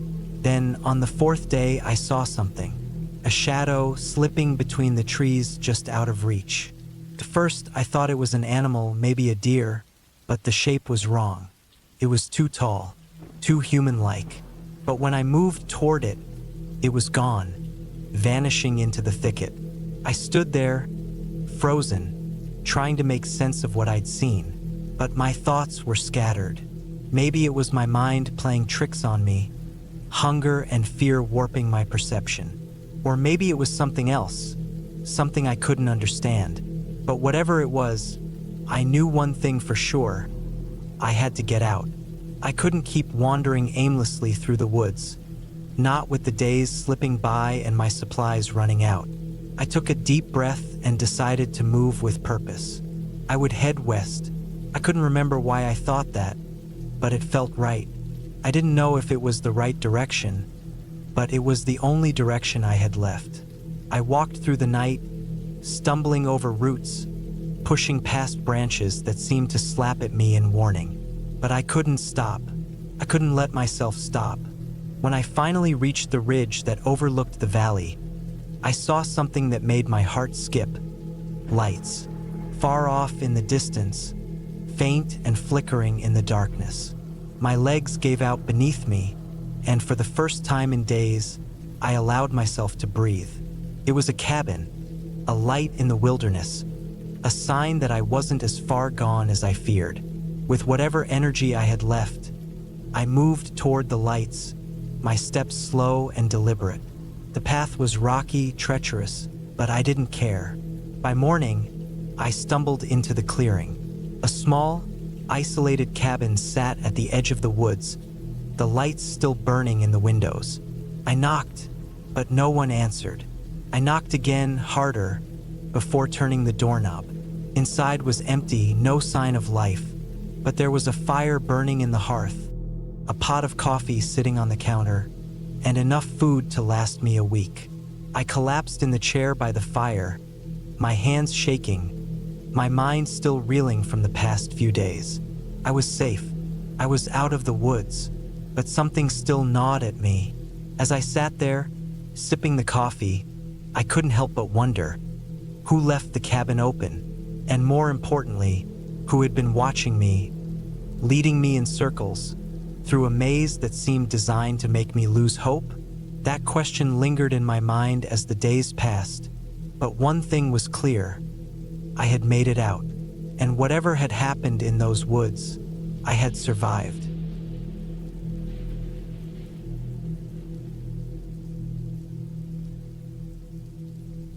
I didn't expect much from the trip. To be honest, I just needed to get away from everything. After the divorce, everything felt like a blur, just one thing after another piling up until I couldn't breathe. My name's Jack, and I'm 32. The last year of my life had been a train wreck, and I needed to clear my head. I didn't want anyone around. I didn't want to explain myself or hear any more pitying glances. So I decided to go alone, camping in the woods by a small, remote lake. It was far enough from civilization to feel isolated, but not so far that I couldn't get help if something went wrong. I hadn't been camping in years, but that's exactly what I was looking for. Something simple, something that would help me get away from the noise in my head. I drove through winding country roads, the trees growing thicker as I approached the lake. I hadn't told anyone exactly where I was going, and honestly, I didn't plan on sharing much with anyone until I came back. The lake was in a forested area that wasn't marked on most maps, just a place locals knew about. That's what I liked about it. Quiet, untouched. Setting up camp wasn't hard. I pitched my tent, got a fire started, and then settled in with a can of beer and my thoughts. The sun was starting to set, and I felt the first stirrings of peace. I hadn't realized how much I missed being alone, without the pressure of a job or the mess of relationships. I let the stillness of the forest sink in, feeling its weight as the sky darkened around me. The first night wasn't bad. I lay in my tent, listening to the sounds of the forest. Crickets chirped, the wind rustled the branches overhead, and every now and then, an owl hooted somewhere in the distance. Felt nice, almost comforting. But as the night wore on, I began to hear something else. Twigs snapping in the underbrush. At first, I chalked it up to wildlife, maybe a deer or a raccoon. I wasn't exactly a seasoned camper, but I knew enough to recognize the sounds of animals moving through the forest. Still, it made me uneasy. The noises were close, closer than I expected. I tried to ignore it, but the rustling grew louder, more persistent. Something was moving around my camp. I held my breath and listened. It wasn't a big animal, I didn't think, but there was something off about it. The sounds didn't follow the usual rhythm of forest animals. They were too deliberate, too precise. I couldn't shake the feeling that something, or someone, was watching me. My heart rate picked up, and I grabbed the flashlight by my side, my fingers trembling. I flashed it out the entrance of the tent, but there was nothing. The beam of light cut through the dark, but it only revealed shadows and the trees bending in the breeze. I waited, holding my breath. The sound stopped. For a moment, everything was still again. I told myself I was just imagining things. It's just the wilderness, I thought.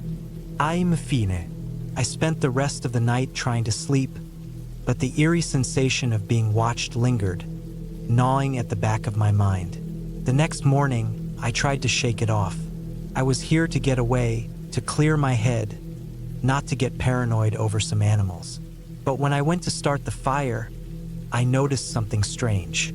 My fire starter, the one I'd left on the log by the fire pit, was gone. I didn't remember moving it. It was the kind of thing I'd remember, something small but useful. But it wasn't there anymore. I figured maybe I had misplaced it, or it had fallen somewhere without me noticing. I went about my morning routine, boiled some coffee, made a quick breakfast, and checked my gear. But the odd feeling lingered, and I couldn't stop thinking about the night before. As the day went on, the quietness of the forest began to feel oppressive. The wind had died down, and everything was eerily still. I went for a walk along the lake, hoping the open space would help clear my head, but the silence was overwhelming. It felt unnatural, like something was holding its breath, waiting. By the time the sun started to set again, I was already on edge. I tried to prepare myself for another restless night, but I couldn't shake the feeling that something was wrong. As I sat by the fire, I kept glancing into the darkness, expecting to see something moving between the trees. But nothing ever did. That night, the noises came again, closer this time. The crunch of twigs underfoot, the brush of leaves. I could hear something moving just outside my tent, circling it, methodical and slow. I froze, not daring to move. My flashlight was within reach, but I didn't want to make a sound. The last thing I wanted was to draw attention to myself. It wasn't until the sound stopped, abruptly, that I let out a shaky breath. I sat there in the dark, heart pounding, trying to convince myself that it was just a curious animal. But deep down, I knew it wasn't. The next morning, my tent was unzipped. I don't remember leaving it that way the night before. It was just slightly ajar, enough to make my stomach drop. I checked my gear again. This time, things were missing. A few small items. An extra pair of socks, a pack of matches, my knife, things I knew I hadn't moved. I thought about leaving then, packing up and heading home, but I was too stubborn. I didn't want to admit that I was scared, so I stayed, trying to convince myself that everything was fine. The next night, the sounds came back. This time, they were closer than ever. I could hear heavy breathing, like someone was just outside my tent, right there in the dark. I waited, frozen, my heart hammering in my chest. It felt like the air around me was thick with tension, like something was closing in. I couldn't take it anymore. I had to get out of there. I started packing up my things, but when I went to grab my backpack, it was gone. My gear had been moved again. Panic gripped me. I tore the camp apart, searching for my stuff, but it was all gone. My tent, my sleeping bag, my food, everything. I grabbed the flashlight and scanned the area, but there was no sign of anything. No tracks, no trail. The forest was just as still as it had been before. My mind was racing. Someone was out there, someone who had been watching me, messing with me. I grabbed what little I had left and made my way toward the car. I didn't care if it was late or dark. I just needed to get out of that forest. But every step I took felt like someone was behind me, just out of sight. The trees seemed to close in, and I could hear the soft crunch of footsteps behind me, mimicking my own. I turned quickly, but there was nothing. Finally, I reached my car and got in, slamming the door shut. I didn't even look back as I drove away. I didn't stop until I was far from the lake, the forest, and whatever or whoever had been stalking me. To this day, I still don't know who or what was out there. But I learned one thing. When you go looking for solitude, you might just find something else entirely.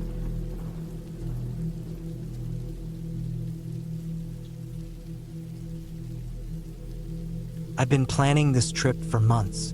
As a writer, the idea of being away from distractions, surrounded only by trees, the sound of a river, and the rustling of leaves, seemed like the perfect environment to kickstart the creativity I'd been struggling to find lately. I was tired of the noise of the city, tired of the endless buzz of my phone, tired of the people and their constant demands. I wanted solitude, and that's exactly what this remote forest promised. I found the perfect spot, a forest in the highlands of Wyoming, far off the beaten path, known for its isolation. There was a small, quiet campsite near a river where I planned to spend a couple of days, but the real plan was to hike through the woods alone for the first few days, letting the silence of the forest become my only companion. I arrived in the area late in the afternoon, the sun hanging low in the sky, casting long shadows through the trees.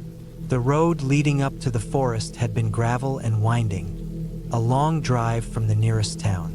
I'd packed everything I thought I'd need: a small tent, sleeping bag, food supplies for a week, a journal, a few books, and my camera. I wasn't concerned about running out of supplies or getting lost. The forest was a well-trodden path for hikers, though I was alone this time, as usual. I set up camp on the first night near the river, the water rushing gently beside me. The sounds of nature, birds calling, the wind through the trees were calming. The fire crackled beside me as I settled in, cooking my simple dinner and trying to relax. It was exactly the kind of peaceful setting I had imagined. I ate quietly, made some notes in my journal, and then climbed into my tent for the night. The soft hum of the forest outside became a lullaby, and soon I drifted off to sleep. But something woke me. The sound was subtle at first, a soft rustling, maybe a twig snapping. I thought it was the wind or some animal moving through the brush, but the sound was deliberate, almost methodical. I lay still, my mind racing, listening more intently. It was coming from the direction of my tent entrance, near the campfire. Someone, or something, was walking around my campsite. I felt my heartbeat quicken, but I didn't move. I tried to tell myself it was just an animal, maybe a deer or a fox. The forest was full of wildlife. It made sense, but the pacing of the footsteps felt too calculated, too slow, too purposeful to be an animal. I held my breath, hoping it would stop, but it didn't. The footsteps circled my tent, just outside the reach of the campfire's glow. Then they stopped. I waited for what felt like an eternity, straining my ears to hear anything that might give me some clue about who or what was out there. But it was silent again, the kind of silence that's heavy, the kind that makes you feel like you're being watched. I tried to shake it off. It was probably just the wind or a figment of my imagination. But the fear gnawed at me. I stayed frozen in my sleeping bag, trying not to make a sound, too afraid to even breathe loudly. Eventually, the quiet grew unbearable. Couldn't sleep. I lay there, staring at the dark canvas of the tent, listening for any other sounds. But there was nothing more. No footsteps. No rustling. The only sound was the river nearby. I wanted to believe it was nothing, just the natural noises of the forest playing tricks on me. But deep down, I knew something wasn't right. When morning finally came, I was exhausted. I had barely slept, tossing and turning all night. The forest was bathed in soft sunlight, the birds singing and the wind rustling through the trees. I tried to convince myself that the night's events were just a result of too much solitude, too much time to think. I got out of my tent, determined to get back to my hiking plans. I ate a quick breakfast of oatmeal, packed my things, and set out on the trail. The day was spent hiking through dense woods, trying to shake the feeling of unease that lingered from the previous night. I kept looking over my shoulder, feeling like eyes were on me, but I told myself it was just the forest. That night, I set up camp again, this time at a small clearing near the river. I made sure to place my tent far enough from the water's edge to avoid any flooding from a potential rainstorm, and I made a larger fire than usual. I told myself that this time I would get some sleep, but as the night wore on, that same unsettling feeling crept back. I had barely closed my eyes when I heard it again, the unmistakable sound of footsteps, slow and deliberate, circling my campsite. The hairs on the back of my neck stood up. My heart raced. I froze, barely breathing, listening intently. The footsteps weren't just outside my tent. They were closer this time, near the fire. I could hear the crunch of the dirt underfoot, the snap of twigs breaking. Whoever or whatever was out there was close. I waited for the sounds to fade, but they didn't. They kept circling. It felt as if someone was studying me, watching my every move from the shadows. I wanted to call out, to demand whoever it was leave me alone, but I couldn't make a sound. My mouth felt dry, my body tense.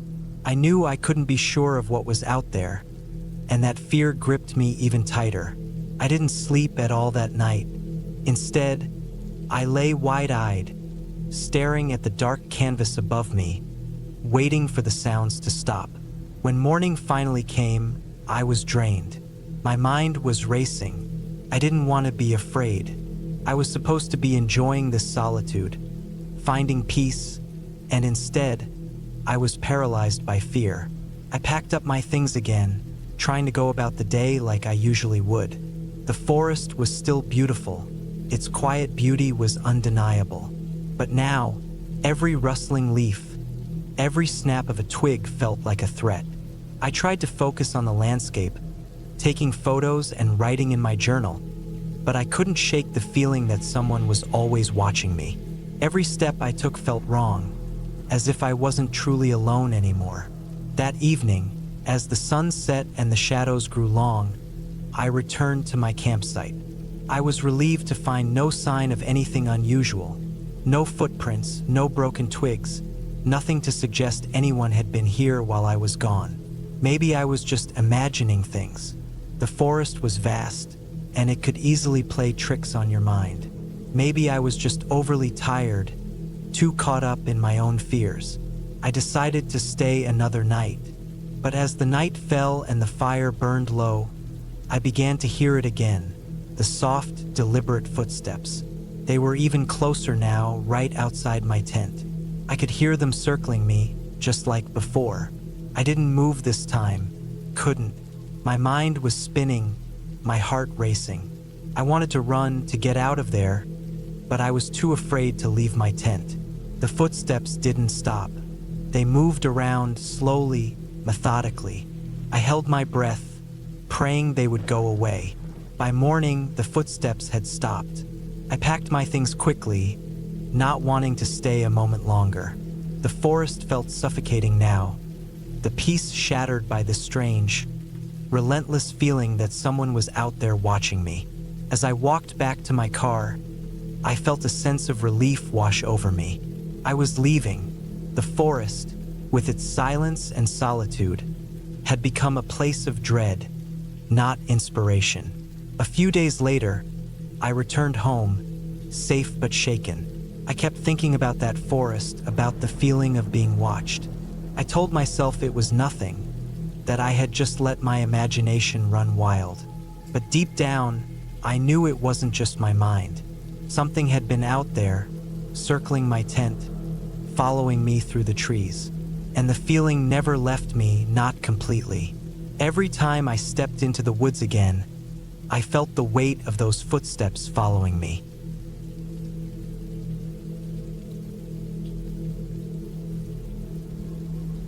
It was supposed to be an adventure, a group of friends, a weekend camping trip, and a chance to bond in the middle of nowhere.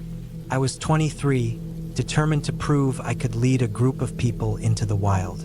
The fact that this was my first camping trip didn't bother me.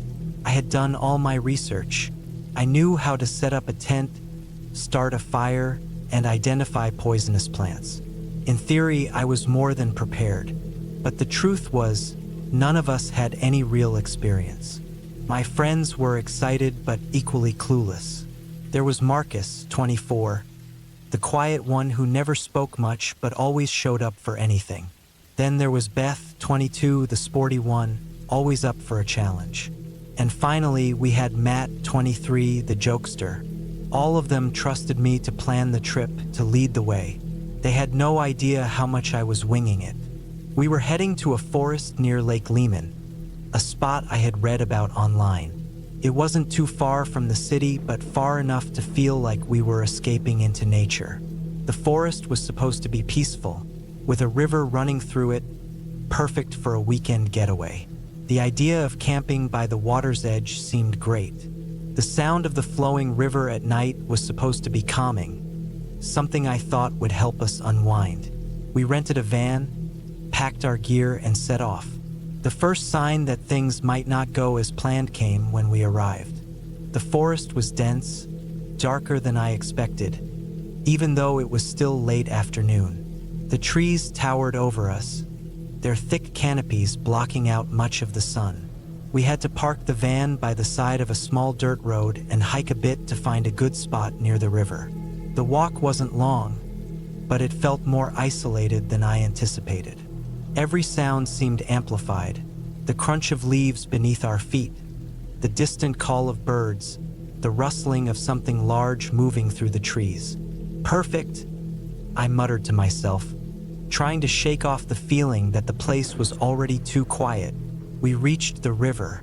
It was a beautiful sight, the water glistening under the fading sunlight, its flow gentle yet constant. It seemed like the perfect place to set up camp. But that's where the real trouble began. First, setting up the tents was harder than I had imagined. The ground was uneven, and no matter how hard we tried, the stakes wouldn't stay in place. I had brought a small tent for myself and a larger one for the group.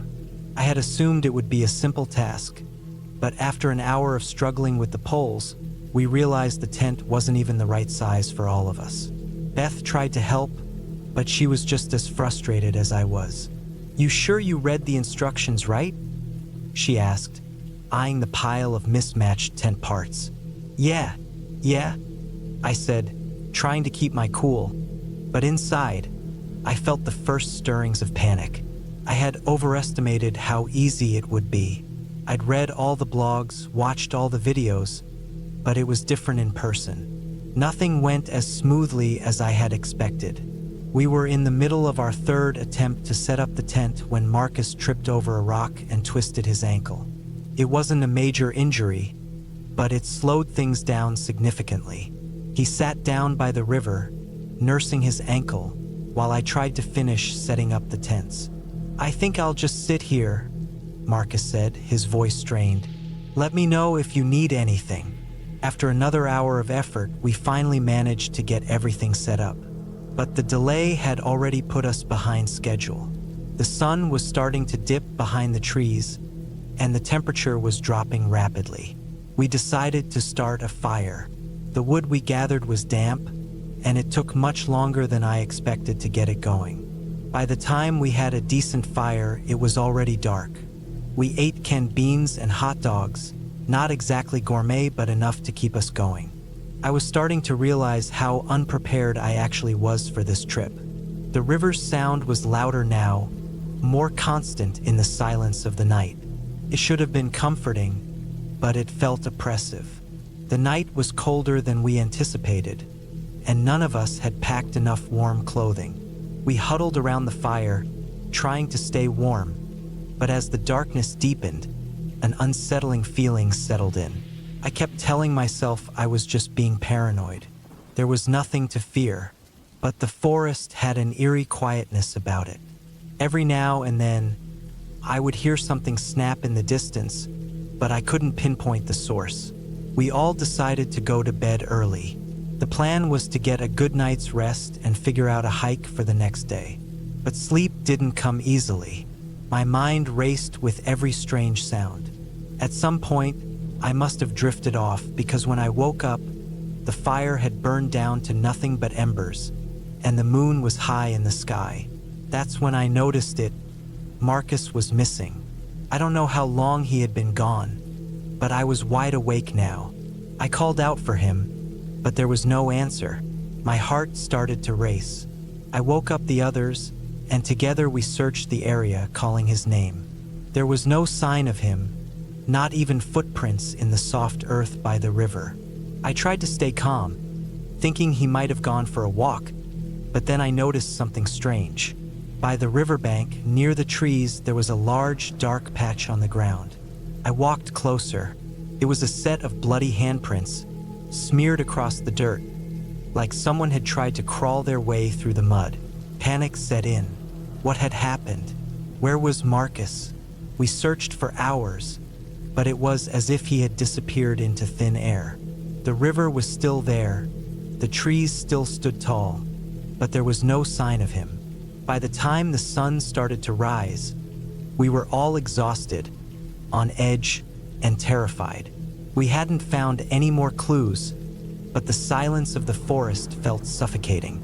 Every rustle in the bushes made us jump. We knew we had to leave, but there was still the problem of getting out. Our map, the one I had carefully studied before the trip, didn't match the terrain at all. The paths were all wrong, and we couldn't find our way back to the van. As we wandered through the forest, trying to make sense of it all, we stumbled upon something else. Marcus's backpack. It was hanging from a tree branch, as if someone had placed it there deliberately. Inside, we found his phone, still unlocked. But when we tried to call for help, the signal was dead. It wasn't just the map that didn't match. It felt like the forest itself had changed. The trees seemed to twist in unnatural directions, the ground shifting beneath our feet as if the landscape was playing tricks on us. Every step we took led us deeper into a maze we couldn't escape from. We knew then something was watching us, guiding us, or maybe just toying with us. We decided to make one last push to find our way out. The hours dragged on. The forest seemed endless. I don't know how long we were out there, but eventually we found our way back to the road. It was late afternoon again, and the van was just where we left it. We didn't say much as we piled into the van and drove away. We were shaken, exhausted, and confused. Marcus was gone, and none of us knew what had happened to him. We never spoke about it again. The trip wasn't what I'd expected. I thought I could prove myself, but instead, I learned the harsh reality of what happens when you try to play a game you're not prepared for. As I sit here now, years later, I still don't know what happened that night. All I know is that something in that forest was waiting for us, and it's a mistake I'll never make again.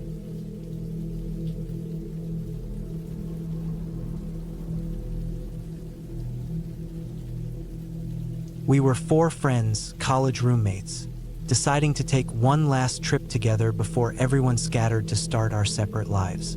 It was supposed to be a weekend getaway, a peaceful break from the grind of post-graduation chaos. We chose a remote national park in the mountains of Idaho, known for its rugged beauty and difficult hiking trails. It was the kind of place where you could easily get lost if you weren't careful, but we didn't think much of it. We were young, healthy, and invincible, at least that's how we felt. The plan was simple. We'd take the weekend to hike through the dense forest, camp under the stars, and talk about life after school. We rented a cabin near one of the main trailheads, a place far enough from civilization to make the experience feel remote, but still close enough to make it easy to get help in an emergency. It was early September, and the weather was perfect, cool, dry air with a slight breeze. It was me, my 3 friends, Chris, a guy I'd known since freshman year, Sarah, who always kept everyone laughing, and Jake, the adventurous one who was always the first to suggest we do something risky.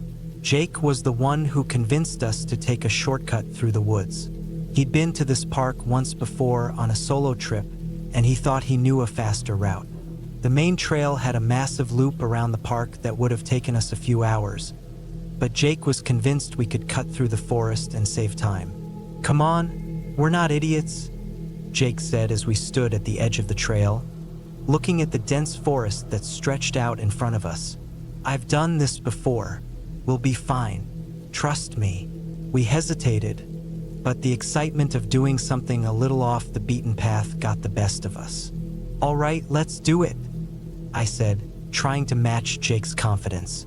We turned off the main trail and plunged into the forest, immediately leaving the comfort of the marked paths. The air was thicker here, cooler under the canopy of trees, and the sound of birds and rustling leaves seemed to block out all other noise. It felt peaceful at first, almost like we were alone in the world, but that serenity quickly started to shift. The trees were closer together here, and the ground was uneven. Roots twisted up from the earth, and thorny bushes clawed at our legs. Still, we pushed on, thinking the worst was behind us. As the hours passed, the forest grew denser. The path Jake had promised would be clear was anything but. We stopped frequently to catch our breath, trying to keep our spirits high. But as we ventured deeper, the sunlight began to fade, and the air grew heavier. The trees were no longer spaced out. They pressed in on us from every side, making the forest feel like a maze with no exit. Our chatter faded, and we were all too focused on keeping our footing to speak much. Jake was leading, his steps confident, but I couldn't shake the feeling that something was wrong. It felt like the forest was closing in around us. By the time the sun began to set, we realized we hadn't seen a familiar landmark for hours. The trail was nowhere to be found. Our phones were useless, no signal at all. We were lost. We tried to retrace our steps, but every direction seemed the same. The dense trees blurred everything together, and soon, we weren't even sure which way we'd come from. We were out of water, and the small amount of food we'd brought with us was nearly gone. "Great," Sarah muttered, her voice shaking.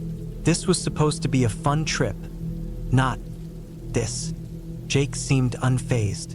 "We'll figure it out," he said, his voice oddly calm. "Let's just keep going." But as the night fell, things only got worse. The temperature dropped sharply, and we could see our breath in the air. None of us were prepared for a night out in the woods, especially without proper gear.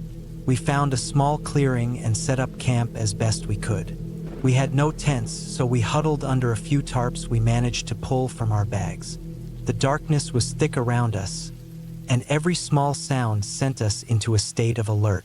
I kept hearing things, branches cracking, leaves rustling, but whenever I looked, I couldn't see anything. The wind picked up, and the sound of it in the trees made everything feel more isolating. I tried to sleep, but my mind raced, replaying the events over and over. How had we gotten here? Why hadn't we turned back when we had the chance? Around midnight, something strange started to happen. Jake, who had been the most confident among us, began acting differently. He kept checking the map, even though we all knew it was useless now. He didn't seem to want to talk, and when we asked him what the plan was, he just shrugged and said, "We'll find our way out. I know the way." But his eyes didn't match his words. There was something off about them. His hands were trembling slightly, and I noticed he kept glancing around like he was waiting for something or someone. "Jake, what's going on?" I asked, feeling a chill settle in my bones. He didn't answer. Instead, he started packing up some of our food in a way that seemed deliberate. It was like he was hiding it, keeping it for himself. My stomach turned as I watched him. We didn't have enough food to spare, and yet he was stashing it away. I tried to keep my voice steady. "Jake, what are you doing with that? We need it." He looked up at me, his eyes almost vacant. "We'll need it later. Trust me." The rest of us exchanged uneasy glances, but no one said anything. We were too tired, too scared to argue. We stayed up in shifts keeping watch, but it was hard to tell what was real anymore. Every snap of a twig, every sound of wind made me think something was out there, something watching us. By morning, Jake's behavior had grown worse. He barely spoke to us, and when he did, his words were strange, disjointed, as if he was trying to make plans that didn't make sense. We tried to reason with him, but he didn't listen. We were all losing our patience, but more than that, we were losing our grip on reality. The forest was disorienting, and the sense of isolation was starting to take its toll. We couldn't even tell if we were still on the same path. It felt like we were walking in circles, like the woods were closing in on us. I kept hearing whispers. I couldn't tell if it was my mind playing tricks on me, but the sound of soft voices seemed to echo in the distance. It felt like the forest itself was alive, like it was trying to communicate with us. Every time we stopped to listen, the whispers stopped. We pressed on, desperate to find our way back. But every step seemed to take us deeper into the woods. We were out of options. That's when Jake finally admitted what had been bothering him the entire time.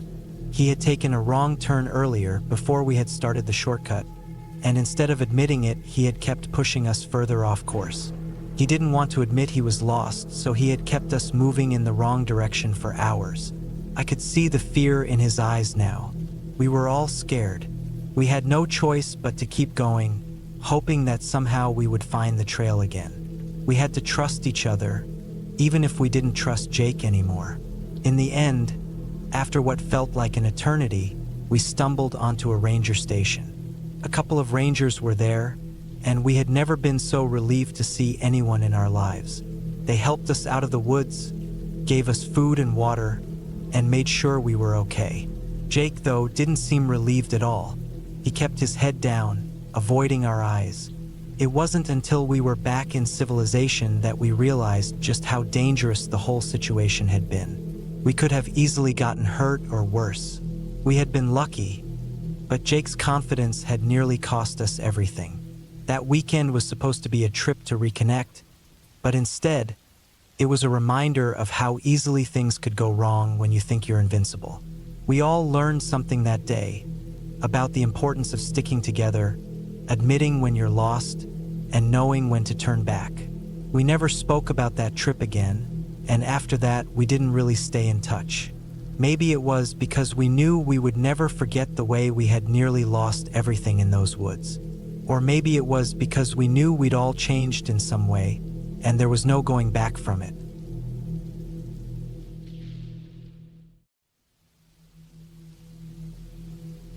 I had been thinking about getting out of the city for years. The noise, the crowds, the constant rush. It all started to wear me down. So, when I came across a listing for a cabin in the woods, tucked away in a remote part of Maine, I jumped on the opportunity. The price was surprisingly low, and the agent told me it had been sitting on the market for years. I didn't think much of it at the time. To me, it felt like a steal. The cabin was small, just one floor with 2 bedrooms, a bathroom, and a main living space. It was old, built sometime in the 1960s, and hadn't been updated since. The previous owner had died, and apparently no one in the family wanted it. It needed work, but that was part of the appeal. I had always dreamed of fixing up a place, turning it into something my own. Plus, it had potential as a future rental property. The day I drove out to the cabin, it was late spring. The trees were lush and green, and the gravel road leading to the property was lined with dense forest. I felt a sense of excitement as I pulled up to the driveway. The cabin looked exactly as I remembered from the photos. Weathered wood siding, a sagging porch, and an overgrown yard. I parked my truck and started unloading. I had brought everything I thought I'd need for the weekend. Tools, cleaning supplies, a sleeping bag, and enough food and water to last me a few days. My plan was to clean up the place, take stock of what needed fixing, and maybe start on some small projects. The first thing I noticed when I stepped inside was the smell. Stale and musty, like the place hadn't been aired out in years. Dust covered every surface, and cobwebs clung to the corners of the ceiling. The floorboards creaked under my weight as I walked through each room. It was exactly what I expected, but I wasn't deterred. This was my project, and I was ready to get started. I spent the rest of the day cleaning. I swept the floors, wiped down the counters, and threw out what little furniture had been left behind. By the time the sun started to set, I was exhausted but satisfied with my progress. The place still needed a lot of work, but at least it felt somewhat livable now. That night, as I lay in my sleeping bag in the living room, I heard the forest come alive with sound. Crickets chirped, owls hooted, and the occasional rustle of leaves reminded me just how far I was from civilization. It was peaceful at first, but as the hours passed, I started to feel uneasy. I couldn't shake the feeling that I was being watched. At one point, I thought I heard footsteps outside, slow and deliberate, crunching on the gravel driveway. I sat up, straining to hear, but the sound stopped as suddenly as it started. I told myself it was probably an animal, maybe a deer or a raccoon, and tried to go back to sleep. The next morning, I chalked up my nerves to being in an unfamiliar place. I spent the day working on repairs, fixing loose floorboards, and patching up holes in the walls. It felt good to be productive, but there was a strange tension I couldn't shake. Around midday, I went outside to get some fresh air and noticed something odd. The tools I had left on the porch were no longer where I had placed them. My hammer and screwdriver were on the ground near the steps, and my tape measure was halfway down the driveway. I stood there for a moment trying to make sense of it. Had I dropped them without realizing it? I didn't remember being that careless. The rest of the day passed without incident, but that night, the unease returned. As I lay in my sleeping bag, I heard a faint rustling outside the window. It was subtle, like someone or something was moving through the bushes. I stayed perfectly still, listening, but the sound faded after a few minutes. The following morning, I decided to check the perimeter of the cabin. I walked around the property, looking for any signs that someone had been there. At first, I didn't see anything unusual, but near the edge of the woods, I found footprints in the dirt. They weren't mine. The prints were larger than my boots, and they looked fresh. My stomach tightened as I stared at them, trying to make sense of what I was seeing. Someone had been on the property, and they weren't trying to hide it. I went back inside and locked the door, something I hadn't thought to do before. I spent the rest of the day working indoors, but my focus was shot. Every little noise made me jump, and I kept glancing out the window, half expecting to see someone watching me. That night was the worst yet. Around midnight, I was woken by the sound of something banging against the side of the cabin. It was loud and rhythmic, like someone was hitting the wall with a stick. I grabbed the flashlight from my bag and crept to the window, my heart pounding in my chest.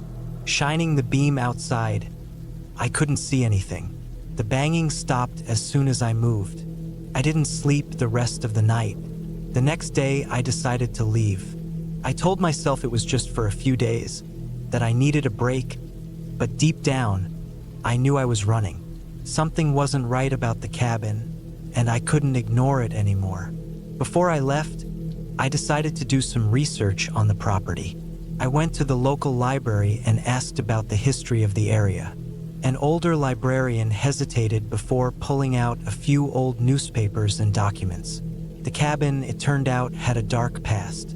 The previous owner, a man named Frank Carter, had lived there alone for decades. In the 1990s, he disappeared without a trace. No one ever found out what happened to him. The family had left the cabin untouched until they decided to sell it. I couldn't stop thinking about Frank. What had happened to him? And was it connected to what I was experiencing? I returned to the cabin a week later, determined to get answers. But as I approached the property, I saw something that made me stop in my tracks. The front door was wide open. I hadn't left it like that. My first instinct was to turn around and leave, but curiosity got the better of me. I grabbed the tire iron from my truck and cautiously stepped inside. The living room was exactly as I had left it, but there was something new on the floor. A single muddy footprint, larger than any I'd seen before. That was the last straw. I turned and walked out, locking the door behind me. I put the cabin up for sale the next day. I still don't know who or what was in the woods that weekend. Part of me doesn't want to know. All I know is that the cabin wasn't the escape I had hoped for. It was a warning, and I listened.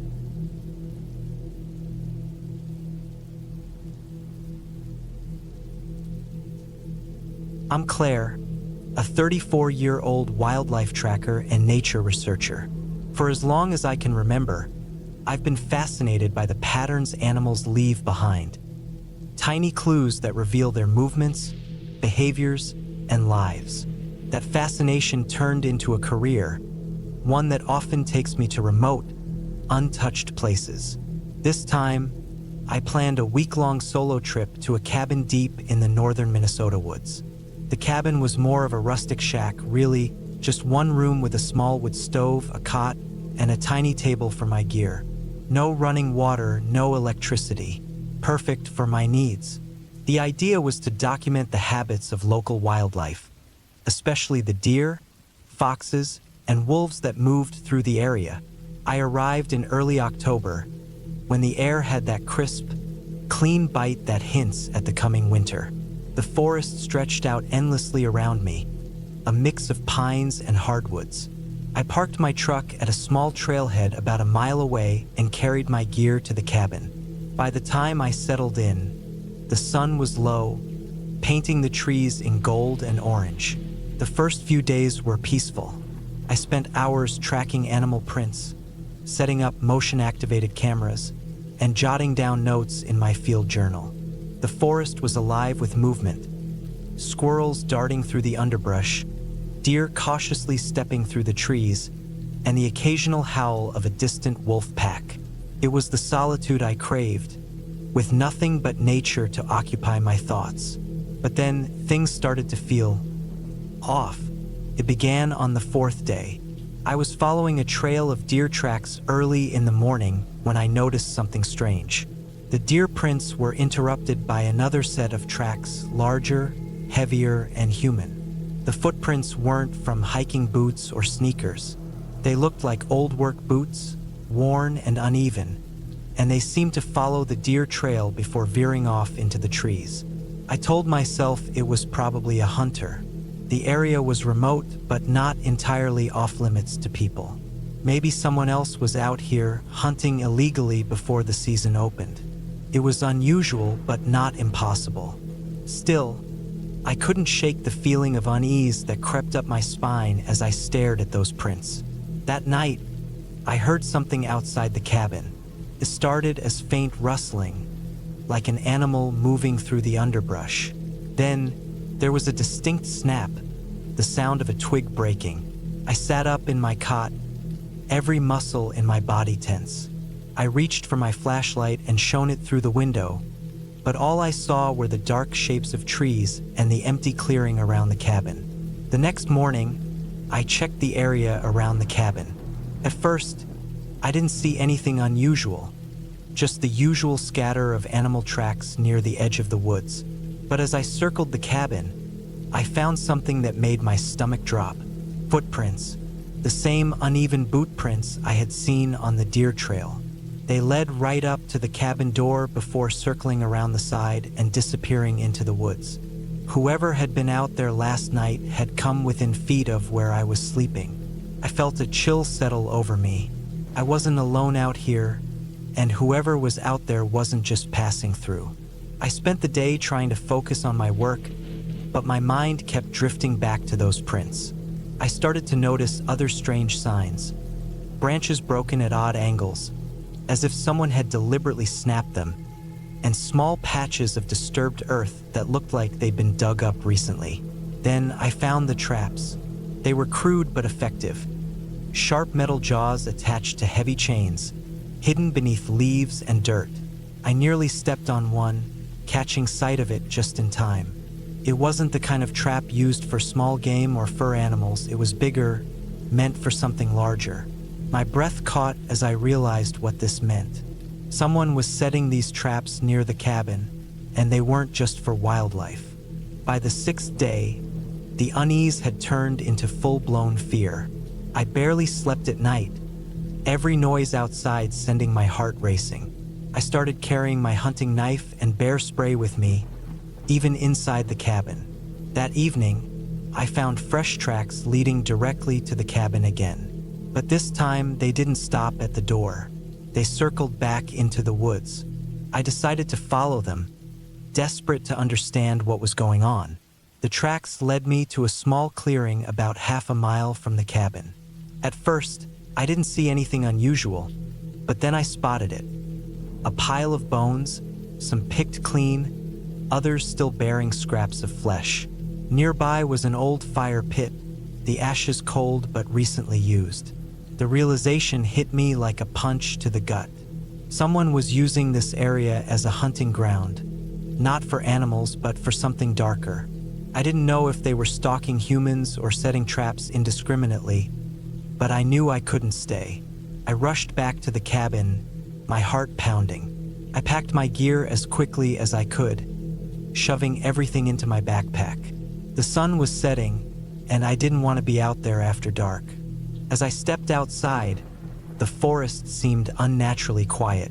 No birds, no rustling leaves, just the sound of my own breathing. I started down the trail toward my truck, moving as quickly and quietly as possible.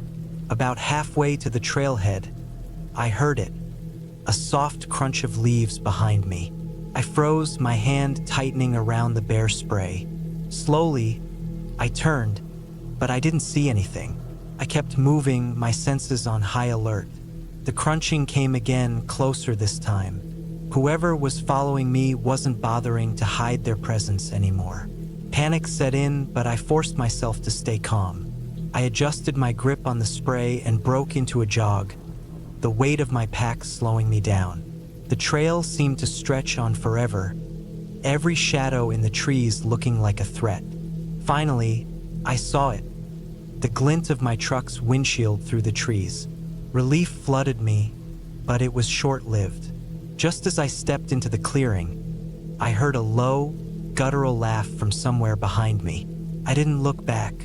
I sprinted to the truck, threw my pack into the passenger seat, and started the engine. The tires spun for a moment in the loose dirt before gripping, and I tore down the gravel road, not stopping until I reached the nearest town.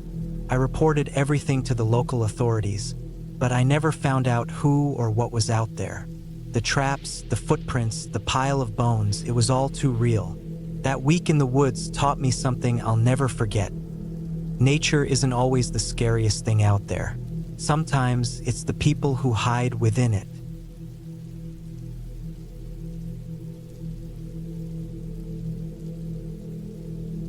I'm Kevin, a guy who spent years hiking through the dense woods of northern Vermont, always finding some sense of peace by getting lost in nature. The stress from my job had been building for months, and I was craving a break. No emails, no calls, no distractions.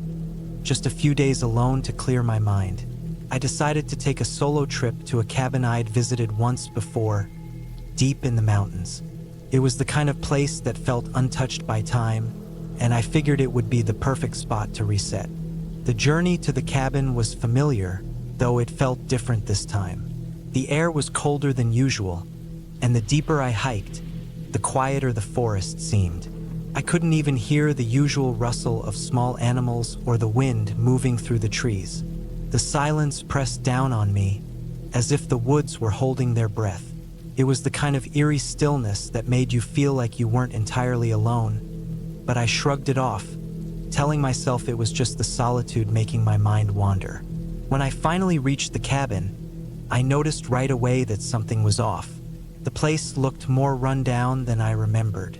The wooden walls were darker, the roof sagging slightly under the weight of years of neglect. The path leading up to the door was overgrown with weeds, and the door creaked when I pushed it open, as if it hadn't been touched in ages. Still, it was a roof over my head, and I had planned to spend at least the next few nights there, so I wasn't going to let the state of the cabin deter me. I moved inside, setting down my pack and glancing around. The furniture, which I remembered being sparse but comfortable, was now covered in dust and cobwebs. The small fireplace in the corner had a pile of half-burned logs, and the windows were fogged over with age. I opened them, letting in the crisp mountain air, hoping it would freshen the place up a bit. I set about cleaning up the best I could, sweeping out the dust and organizing things in a way that felt more inviting. The whole time, though, I couldn't shake the feeling that I was being watched.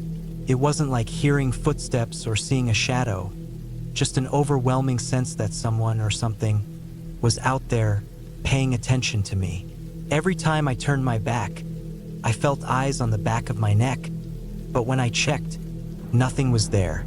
It made my skin crawl. That night, I tried to settle in. I built a fire in the old fireplace, cracked open a beer, and pulled out my map to plan my hiking route for the next day.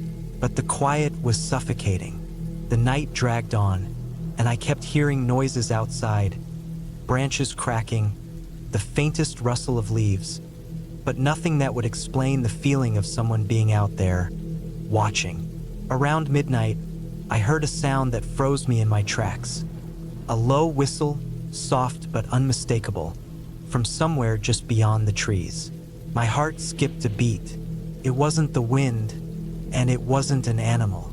Whoever or whatever had made that sound knew the woods far too well. I grabbed the flashlight from my bag and headed out onto the porch. The beam cut through the darkness, casting long, eerie shadows. I scanned the trees, but there was no movement, no sign of life. The whistle had stopped as suddenly as it started. I couldn't shake the feeling that I wasn't alone, but the forest was still, too still. I went back inside, locking the door behind me. I didn't sleep much that night. The next morning, I decided to get some answers. I packed my gear and set out on one of my usual hiking trails, but something felt off. The trail I remembered didn't look the same. There were patches of disturbed earth where there shouldn't have been, and tree limbs that seemed broken in unnatural ways. I paused, examining the ground, and found tracks, footprints to be exact. But they didn't look like any footprints I'd seen before. They were deeper, as if the person who had made them was heavy or wearing boots far larger than mine. I thought maybe someone else was hiking the same area, but the prints led off the path into the dense underbrush, vanishing into the trees. I couldn't tell if the tracks were fresh or old, and I felt a shiver of unease crawl up my spine. I'd never seen any other hikers out here before, so the idea that someone else was in the area made me feel trapped, as if I had wandered into someone else's territory. I spent the next couple of days trying to keep myself busy. I hiked, explored, and kept to the cabin at night, but every time I stepped outside, the sense of being followed grew stronger. I couldn't see anyone, but I knew someone was out there. The feeling was too overwhelming to ignore. Sometimes I'd hear a faint rustling behind me, just out of sight, but when I turned, there was nothing there. By the third day, I'd had enough. I decided it was time to leave. I packed my things and set out on what should have been a familiar route. But when I tried to retrace my steps, I couldn't. The trail had changed. It was as if the path I'd hiked in on had been deliberately altered. The familiar landmarks were gone, replaced by strange configurations of trees, rocks, and brush. I tried to stay calm, telling myself it was just my mind playing tricks on me. I couldn't have gotten lost this easily. But the more I walked, the more I realized I was heading in circles. The tracks I'd followed earlier seemed to have disappeared entirely. I retraced my steps in the opposite direction, but the more I tried to find my way back to the cabin, the more lost I felt. Panic crept in as the forest seemed to close in around me.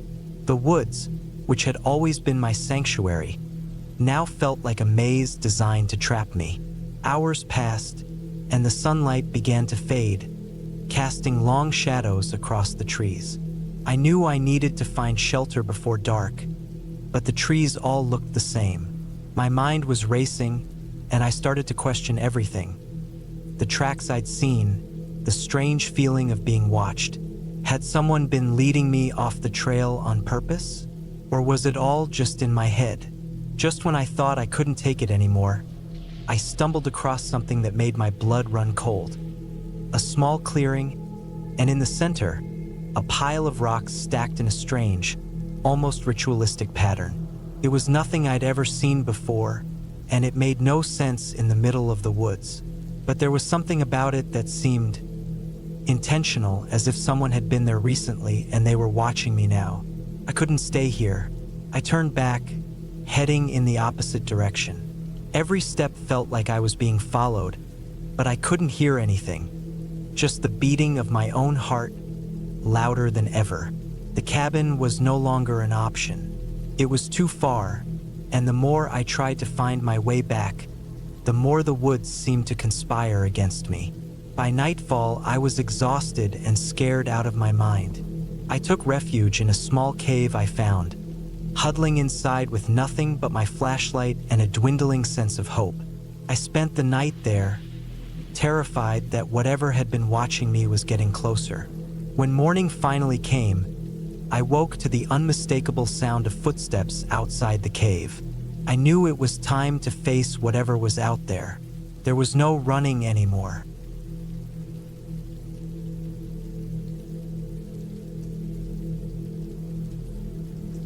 It was late September when Mia and Jack decided to take a weekend away from the chaos of city life.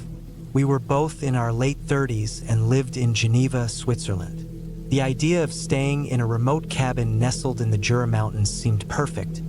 Just us, the woods, and silence. Jack found the place on a rental site. The photos showed a charming wooden cabin surrounded by trees, with a small creek nearby. It looked cozy and inviting. We booked it without much thought. The drive there was picturesque. Rolling hills, dense forests, and quaint villages passed by as we followed the winding roads. The air was cool. The leaves had started turning golden, and everything felt calm. The directions took us off the main road onto a narrow gravel path that wound deeper into the woods. I remember glancing at Jack when the road seemed to go on forever, but he assured me we were close. When we finally arrived, the cabin looked even better in person. It was small, with a sloping roof and a wraparound porch. The trees around it were tall and close, giving the place an isolated feel. There was no cell service, which made me a little uneasy, but Jack seemed thrilled. He always loved the idea of unplugging completely. We spent the first day settling in, unpacking groceries, and exploring the area. There was a fire pit outside, and Jack made plans to roast marshmallows that evening. The inside of the cabin was rustic but comfortable. There was a stone fireplace, a small kitchen, and a single bedroom with a large window overlooking the woods. Everything felt perfect. The first night was uneventful. We sat by the fire pit, talking about work and life, the stars above us brighter than I had seen in years. The woods were eerily quiet at night, with only the occasional rustle of leaves. When we went to bed, I fell asleep quickly, lulled by the stillness. The second night was when things started to feel off. We had spent the day hiking and returned to the cabin exhausted. After dinner, we played cards by the fire before heading to bed. I was half asleep when I heard it. A soft but deliberate knock at the front door. It was so faint at first that I thought I'd imagined it. But then it came again, 3 distinct knocks. I nudged Jack awake, my heart racing. He groggily got up, grabbed a flashlight, and went to check. I stayed in bed, listening intently. When he opened the door, the hinges creaked loudly, and cold air rushed into the cabin. He called out into the night, but there was no response. After a moment, he shut the door and shrugged it off. "Probably an animal," he said, climbing back into bed. I tried to agree, but something about it felt wrong. Animals don't knock. The next day, I couldn't shake the feeling that we weren't alone. Jack dismissed my concerns, teasing me for being jumpy. But I noticed he kept glancing toward the windows, as if he wasn't entirely convinced either. We decided to take another hike to clear our minds. The trails around the cabin were beautiful, but the dense trees felt suffocating. I kept hearing twigs snapping behind us, but every time I turned around, there was nothing there. When we got back to the cabin, I noticed something strange. The bag of snacks we'd left on the counter was missing. I asked Jack if he'd moved it, but he hadn't. We searched the cabin, thinking we might have misplaced it, but it was gone. Jack joked that maybe a bear had gotten in, but the windows and doors were all locked. There was no sign of forced entry. That night, the knocking came again. This time, it was louder and more insistent. Jack opened the door immediately, flashlight in hand, but again, there was no one there. He walked around the cabin, checking the perimeter, while I stayed inside, my stomach in knots. When he came back, he looked shaken. He didn't say anything, but I could tell he was starting to feel uneasy too. Over the next 2 days, the knocking continued every night. Each time, it grew louder and more persistent. Jack started keeping a fire poker by the door, and we double-checked the locks on all the windows and doors before bed. But it wasn't just the knocking. Other strange things began happening. Items in the cabin would be moved when we weren't looking. My coat, which I'd left hanging by the door, was found draped over a chair in the living room. The coffee mug Jack had left on the kitchen counter was suddenly on the floor, shattered. At first, we thought we were just being careless, but it became clear that someone or something was coming into the cabin while we weren't watching. The final straw came when we woke up one morning to find the word "leave" scrawled on the outside of the cabin's front door in what looked like mud. My stomach dropped. Jack tried to stay calm, saying it was probably some local kids playing a prank, but I could see the fear in his eyes. We decided to pack up and leave immediately. When we tried to leave, we discovered the gravel road leading out of the woods had been blocked. A large tree had been felled across the path, and there was no way around it. Jack tried using his phone, but there was still no service. The realization hit us hard. We were trapped. We spent the next few hours trying to come up with a plan. Jack wanted to hike back to the nearest road to get help, but it was miles away, and neither of us felt safe splitting up. We decided to wait until morning, hoping whoever was tormenting us would leave us alone.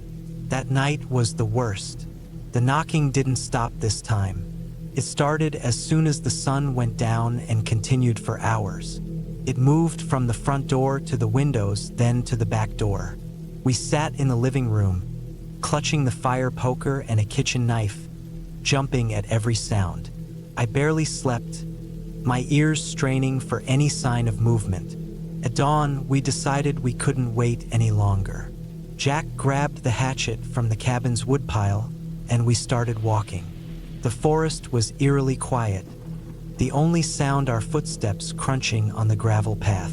I kept looking over my shoulder, certain we were being watched. When we reached the blocked road, Jack started hacking at the tree with the hatchet. It was slow, grueling work. I stood guard, scanning the woods for any sign of movement. After what felt like hours, we managed to create a small gap big enough to drive through. We didn't waste any time. Jack gunned the engine, and we sped down the gravel road, branches scraping against the car. When we finally reached the main road, I felt a wave of relief so overwhelming I started crying. We didn't stop driving until we were miles away. We reported the incident to the rental site and the local authorities, but nothing came of it. The owner of the cabin claimed he had no idea what had happened and hadn't had any similar complaints. Jack and I never found out who or what was behind the harassment. But one thing was clear. Whoever it was, they wanted us gone. It's been months now, but I still think about that weekend. The sound of knocking haunts me, and I can't help but wonder what would have happened if we hadn't left when we did. One thing is certain, I'll never set foot in a remote cabin again.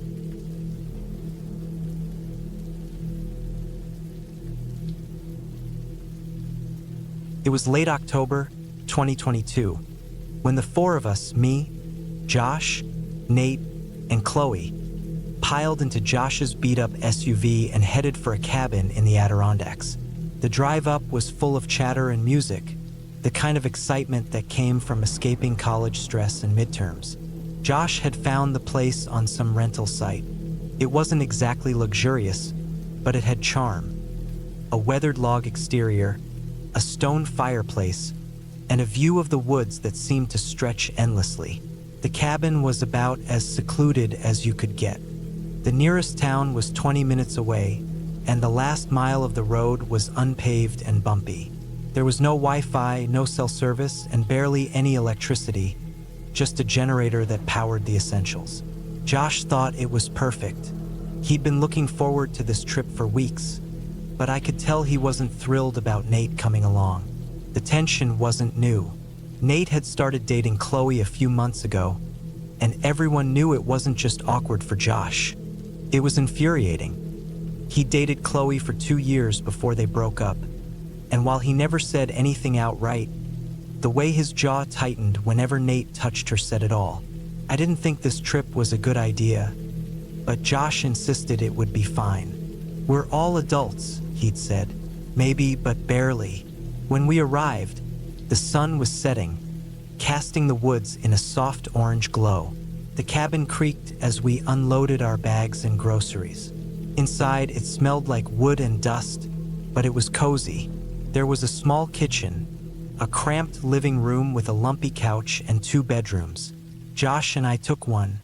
Nate and Chloe took the other. The first night was uneventful. We made pasta, played cards, and drank cheap beer.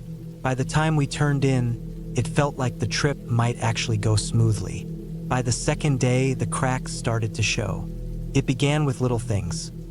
Chloe insisting Nate help with breakfast, which he didn't, or Josh snapping at me when I spilled coffee on the counter.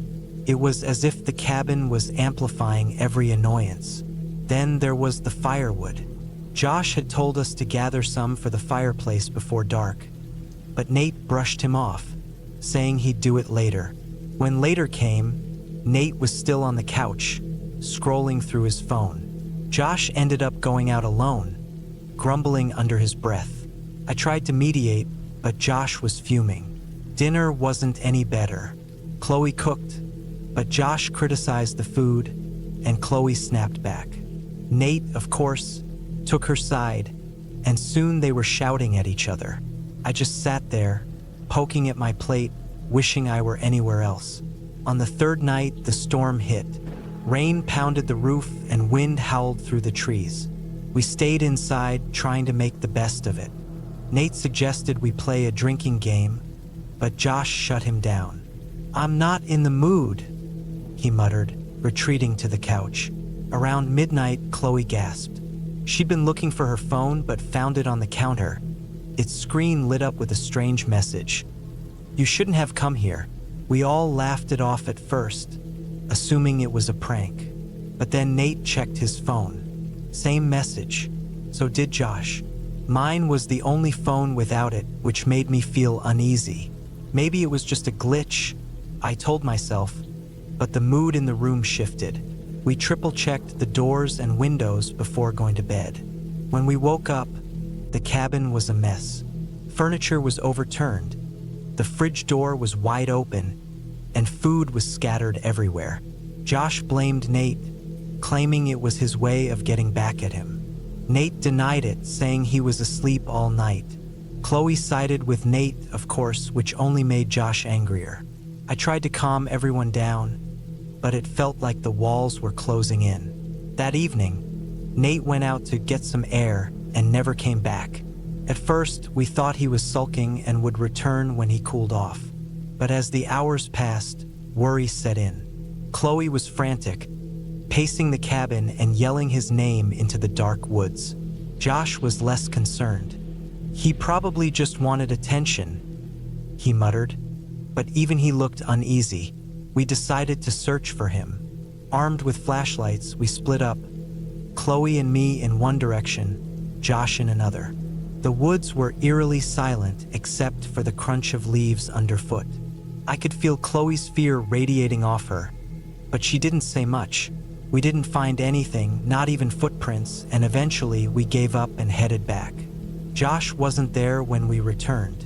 Chloe panicked, thinking something had happened to him too. I tried to reassure her, but the truth was, I was scared. Something was wrong and I didn't know what. Hours later, Josh stumbled back into the cabin, disheveled and bleeding from a gash on his arm. He said he'd gotten lost and fell, but something about his story didn't add up. His flashlight was missing, and his clothes were muddy, as if he'd been crawling through the dirt. Chloe demanded to know if he'd seen Nate, but Josh just shook his head, avoiding her eyes. That night, I didn't sleep.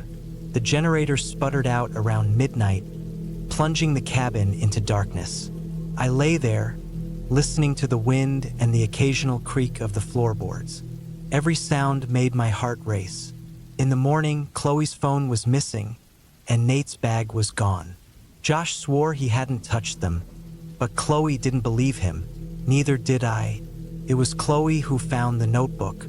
It was hidden under one of the couch cushions, filled with pages of scribbled notes. Most of it didn't make sense. Fragments of thoughts, random drawings, but one line stood out. They don't trust me. I have to do it first. Josh claimed he didn't know where the notebook came from, but Chloe was convinced it was his. She accused him of setting everything up, of trying to scare Nate away or worse. Josh denied it, but his protests felt hollow. The more I thought about it, the more it made sense. He'd been so angry, so bitter. Maybe he'd snapped. We decided to leave. Chloe refused to stay another night, and honestly, I didn't want to either.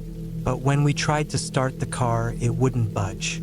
The tires were slashed. Josh blamed Nate, claiming he must have done it before disappearing, but Chloe wasn't buying it. "It was you," she hissed, her voice trembling. "You wanted him gone." Josh snapped, yelling that she didn't know what she was talking about.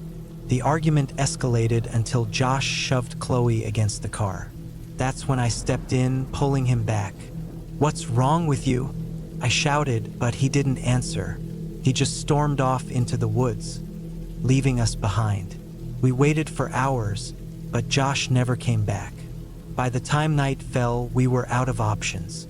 Chloe and I barricaded ourselves in the cabin, hoping to make it through the night. In the morning, we walked to town. Took hours, but we made it. When we told the police what had happened, they searched the cabin and the surrounding woods. They found Nate's body a few miles away, hidden under a pile of leaves. He'd been dead for days. Josh was never found. Some say he ran, unable to face what he'd done. Others think he's still out there, hiding in the woods. I don't know what to believe, but I do know this: I'll never set foot in a cabin again.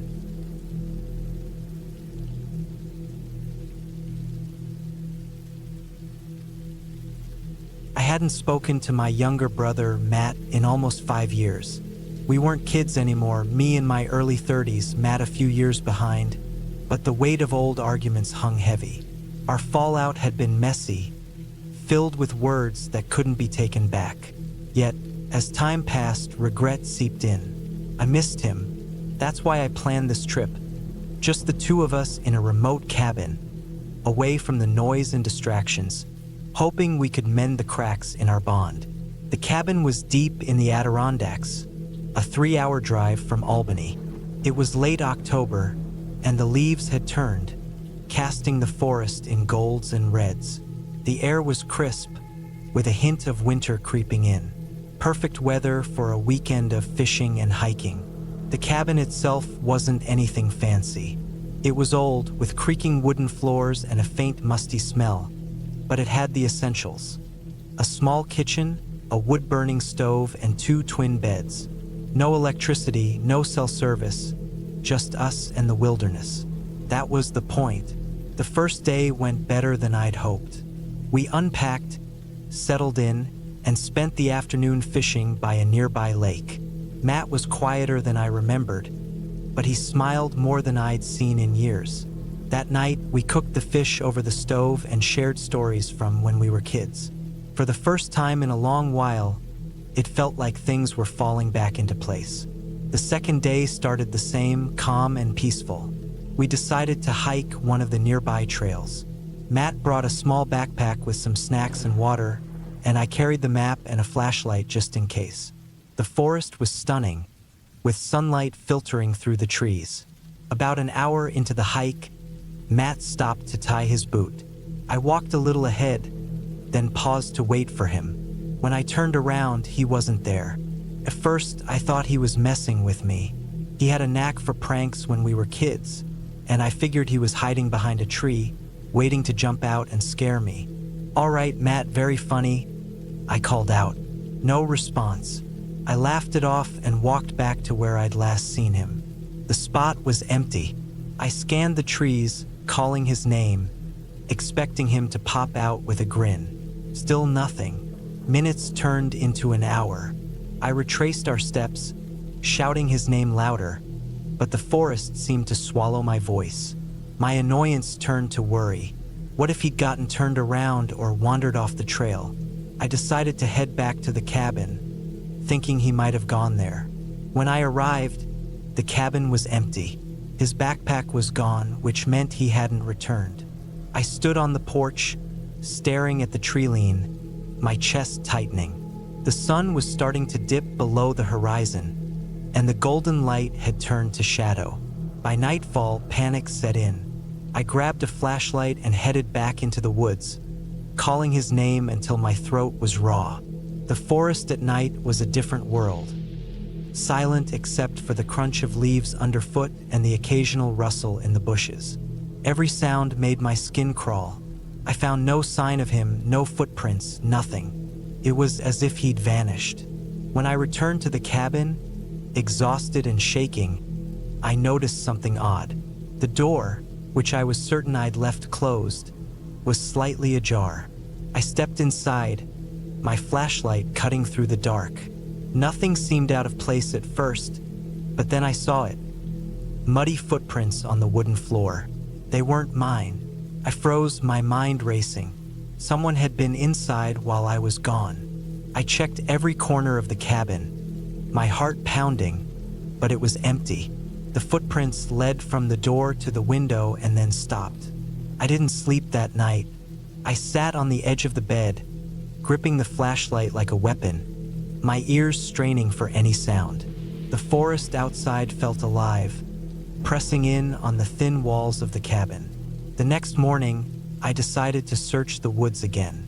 This time, I brought a hunting knife from the cabin. As I walked, I noticed things I hadn't before. Snapped branches, patches of disturbed leaves, and something that made my stomach drop. A small piece of fabric caught on a bush. It was from Matt's jacket. I called his name again, my voice breaking, but there was no answer. I kept moving, following what I hoped were signs of his trail. Then I found something that stopped me in my tracks. A small campsite hidden deep in the woods. It wasn't much, just a fire pit, some old cans, and a crude shelter made of branches. But what chilled me was the pile of items in the corner. A pair of boots, a jacket, and a torn backpack. None of it belonged to Matt, but it was clear someone had been living here. The realization hit me like a punch to the gut. We weren't alone out here. I ran back to the cabin, every instinct screaming at me to leave, but I couldn't just abandon Matt. Back inside, I locked the door and pushed a chair under the handle. I tried to gather my thoughts, but my mind kept circling back to one thing. Whoever was out there knew we were here. That night, as I sat in the dark, I heard it.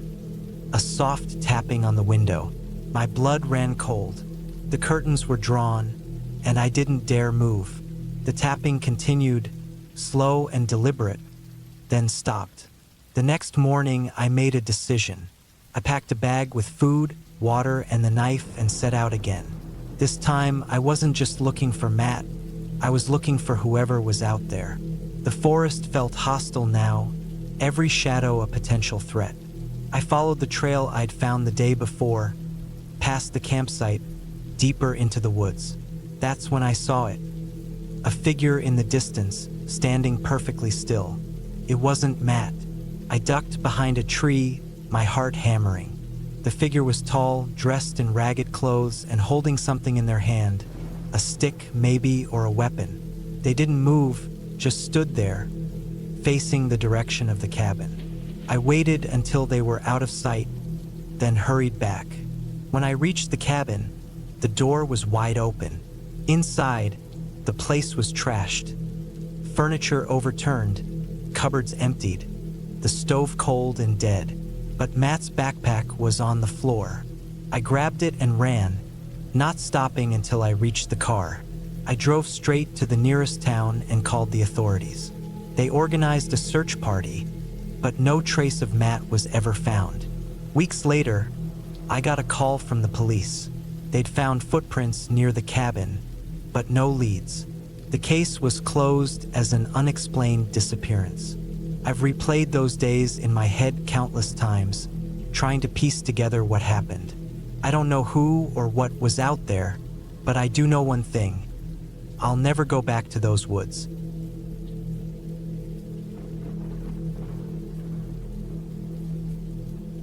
It had been a long, exhausting few months. The breakup had hit me hard, harder than I expected. I hadn't realized how much I had depended on someone else until I was left alone with my thoughts. My mind seemed like a blur of emotions, regrets, and questions. That's why, when my friend Sarah offered me her family's cabin for a weekend, I didn't think twice. I needed the break. I needed silence. I needed to feel something other than the ache of loss. The cabin was about 2 hours outside of town, deep in the woods.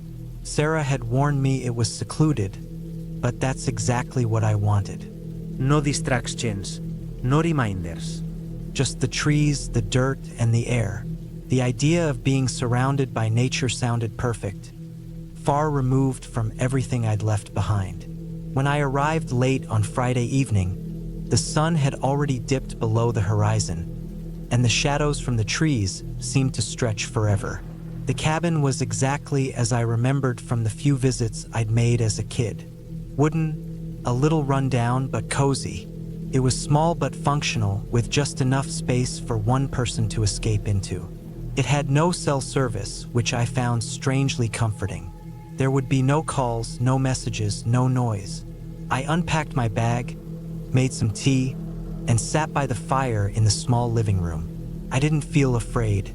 There was something reassuring about being alone, about having nothing but the crackling of the fire to keep me company.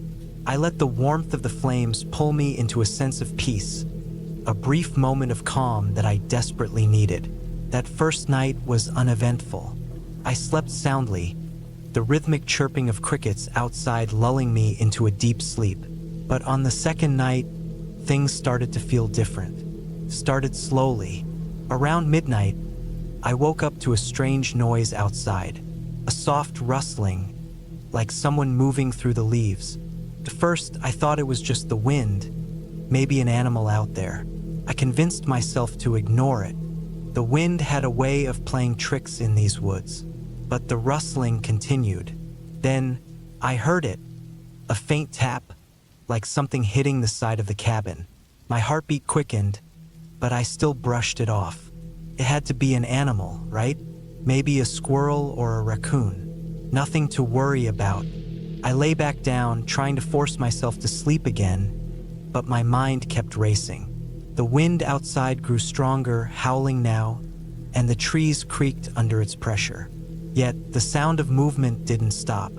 It sounded closer this time, like someone was walking around the cabin, deliberately avoiding the spots where the light from the windows shone. I couldn't shake the feeling that I wasn't alone. The next morning, I decided to take a walk to clear my head. I needed to shake off the unease I felt, so I grabbed my jacket and stepped outside into the cold morning air. The sun was barely up, casting long shadows over the forest.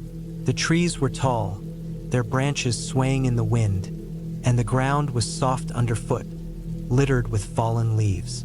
As I walked around the cabin, something caught my eye. Footprints. They were fresh and they were human. I knelt down, tracing the edges of the prints with my fingers. There was no mistaking it. They were bare footprints, leading up to the back of the cabin and disappearing into the woods. I stood up, my heart starting to race. There was no way I'd missed someone walking around the cabin last night, but it didn't make sense. Sarah had said no one came up here. There weren't even neighbors for miles. And yet, these prints told a different story. That afternoon, I tried to keep my mind busy. I read a little, made some lunch, and went for another walk, hoping the fresh air would calm my nerves. But it couldn't.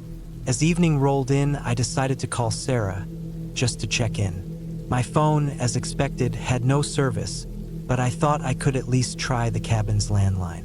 When I picked it up, I was met with the familiar dial tone. I felt a small comfort in hearing it. But then, just as I was about to dial Sarah's number, the phone rang. I froze. It wasn't a wrong number, nor was it anyone from the area. The line went silent after 2 or 3 rings. I listened intently, but there was no sound, nothing but the faint hum of the connection. I slammed the receiver back down, unnerved. That night, I locked all the doors and windows, double-checking everything before I went to bed. I left the lights on in the living room, the only source of comfort in the otherwise dark house. But sleep didn't come easily. The cabin felt too quiet, too still. Every creak of the floorboards, every groan of the walls made me jump. I kept listening for sounds outside, the rustling I'd heard the night before, but nothing came. Just when I thought I could finally relax, there was a knock on the door. Soft, almost imperceptible, but unmistakable. I didn't move. My heart pounded in my chest, and I couldn't bring myself to look outside. The knocks continued, growing louder with each passing moment. It was as if someone was trying to get in. Slowly, I crept to the window and peeked outside. There was no one there, but when I turned back to the door, I saw something new. The marks, scratches, long and jagged, had appeared on the wooden surface of the door. It was as if someone had run their nails across it. Deep gouges in the wood, a message I couldn't understand. The next day, I decided to investigate further. I couldn't stay locked in the cabin forever, wondering who or what was out there. I grabbed a flashlight and walked around the perimeter of the cabin, hoping to find something that would make sense of the marks and the footprints. That's when I saw it. Behind a thicket of trees, just beyond the clearing where the cabin stood, was a small makeshift shelter. It wasn't much. A tarp draped over branches, some old blankets scattered around, but it was enough to make my stomach drop. Someone had been living here, not recently, but recently enough to leave traces. Cans of food were scattered around, some half buried in the dirt, others torn open, as if someone had been living off what they could find. I backed away from the shelter, my mind racing. The footprints, the strange noises, the phone call. It all made sense now. Someone had been watching me, staying hidden in the woods, and I had no idea how long they had been there. That night, I couldn't shake the feeling that something terrible was about to happen. I kept checking the locks, looking out the windows, even though I knew the answer would always be the same. Nothing. There was no one out there, but the fear kept growing, tightening around me like a vice. At around midnight, the phone rang again. This time, I didn't wait for the dial tone to fade. I picked it up, and a voice crackled through the speaker. No words, just static. But then, between the crackles, I thought I heard something. A faint whisper, barely audible, but enough to send chills down my spine. Leave now. The next morning, I didn't hesitate. I packed my things, grabbed the keys, and left the cabin without looking back. The woods, the cabin, the marks on the door, they felt like a bad dream, something I couldn't trust my mind to forget. I didn't care about the unanswered questions. All I wanted was to get away. As I drove down the long, winding road back to the nearest town, I took one last look in the rearview mirror. The cabin stood silent in the woods behind me, but I couldn't shake the feeling that something or someone was still out there, watching, waiting. And no matter how far I went, I couldn't forget the feeling that I wasn't alone. I haven't been back to Sarah's cabin since. Sometimes, when I'm alone at night, I still hear the faint echo of footsteps in the woods, and I wonder if I'll ever truly be free of what I felt out there. But I don't think I'll ever find the answers. Some things are better left in the dark.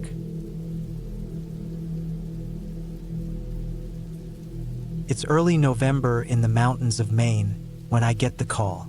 The last thing I want to do is head to a cabin in the middle of nowhere, but it's a job and it pays well. I'm Jack Marshall, 48 years old, a seasoned repairman. I've worked on everything from heating systems in old farmhouses to running electrical in new suburban homes. But this one's different. The job is simple enough. Fix the heating in a cabin deep in the woods, where a family has been living off the grid. What I don't expect is the unease that creeps over me as soon as I step onto the property. The sun's low in the sky, casting long shadows across the ground as I pull up to the cabin. The road to get here was nothing more than a barely visible path through thick trees, and I can't shake the feeling that I've been driving forever. My truck's engine sputters to a halt, and I sit there for a second, taking it all in. The cabin is older than most, built from dark logs that seem to absorb the sunlight. The roof has patches where the shingles have peeled away. I know it's probably just age, but the place looks abandoned. Even with the truck parked out front, it doesn't look like anyone lives here. Not really. The small patch of yard is overgrown, weeds creeping into the cracks of the stone path leading to the front door. My boots crunch against the leaves as I walk up, hearing the sound of my breath in the cold air. The door opens and I see the man. He's old, maybe in his 70s, with a weathered face and a glare that immediately tells me he's not thrilled to see me. His clothes are worn and faded, a rough flannel shirt over jeans, and he stands there, eyes narrow, arms crossed. I'm not the first repairman he's seen, I can tell that, but he doesn't seem to care much about the fact that I've been called to help. "You're the repairman?"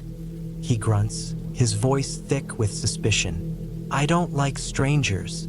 I nod, trying to ease the tension. "I'm just here to get your heating working again. Shouldn't take more than a day, maybe two." His eyes flick over me, scanning me like he's trying to figure out if I'm trustworthy. Then he steps aside, grumbling something under his breath. His daughter, younger than him by at least 20 years, stands behind him, her arms folded. She's the one who actually made the call. She seems a little more welcoming, though she's definitely not thrilled to be here either. "We're just trying to get the place comfortable," she says, her voice a little strained, as if she's said this 100 times. "Dad's just protective. He doesn't like people, but he doesn't mean any harm." I shrug it off. People can be quirky. I've been around enough to know that. I step inside, and the first thing that hits me is the smell. It's musty, like the air's been trapped inside for too long. The cabin is dark, with only the faintest light filtering through the heavy curtains. The old man leads me down a narrow hallway to the basement, where the heating system is. I'm not expecting anything fancy, just an old furnace that needs a bit of TLC. But when I see it, my stomach drops. It's worse than I thought. The furnace is ancient. There's rust on the pipes, the vents are clogged with dust and cobwebs, and the whole system looks like it hasn't been touched in decades. I grab my tools, feeling the weight of the job ahead of me. The old man hovers at the top of the stairs, watching me. Every so often, I catch him muttering something under his breath, but he never says anything directly to me. It's almost like he's waiting for something. By the time I've spent hours cleaning the system and replacing a few key parts, I'm exhausted. The daughter's nowhere to be found, and the old man has disappeared too. It's getting dark outside, the sky turning a deep blue as the cold sets in. I finish up the last of my work, feeling a sense of accomplishment. I'm ready to head home, but when I go upstairs, I find the door locked. I knock, but no one answers.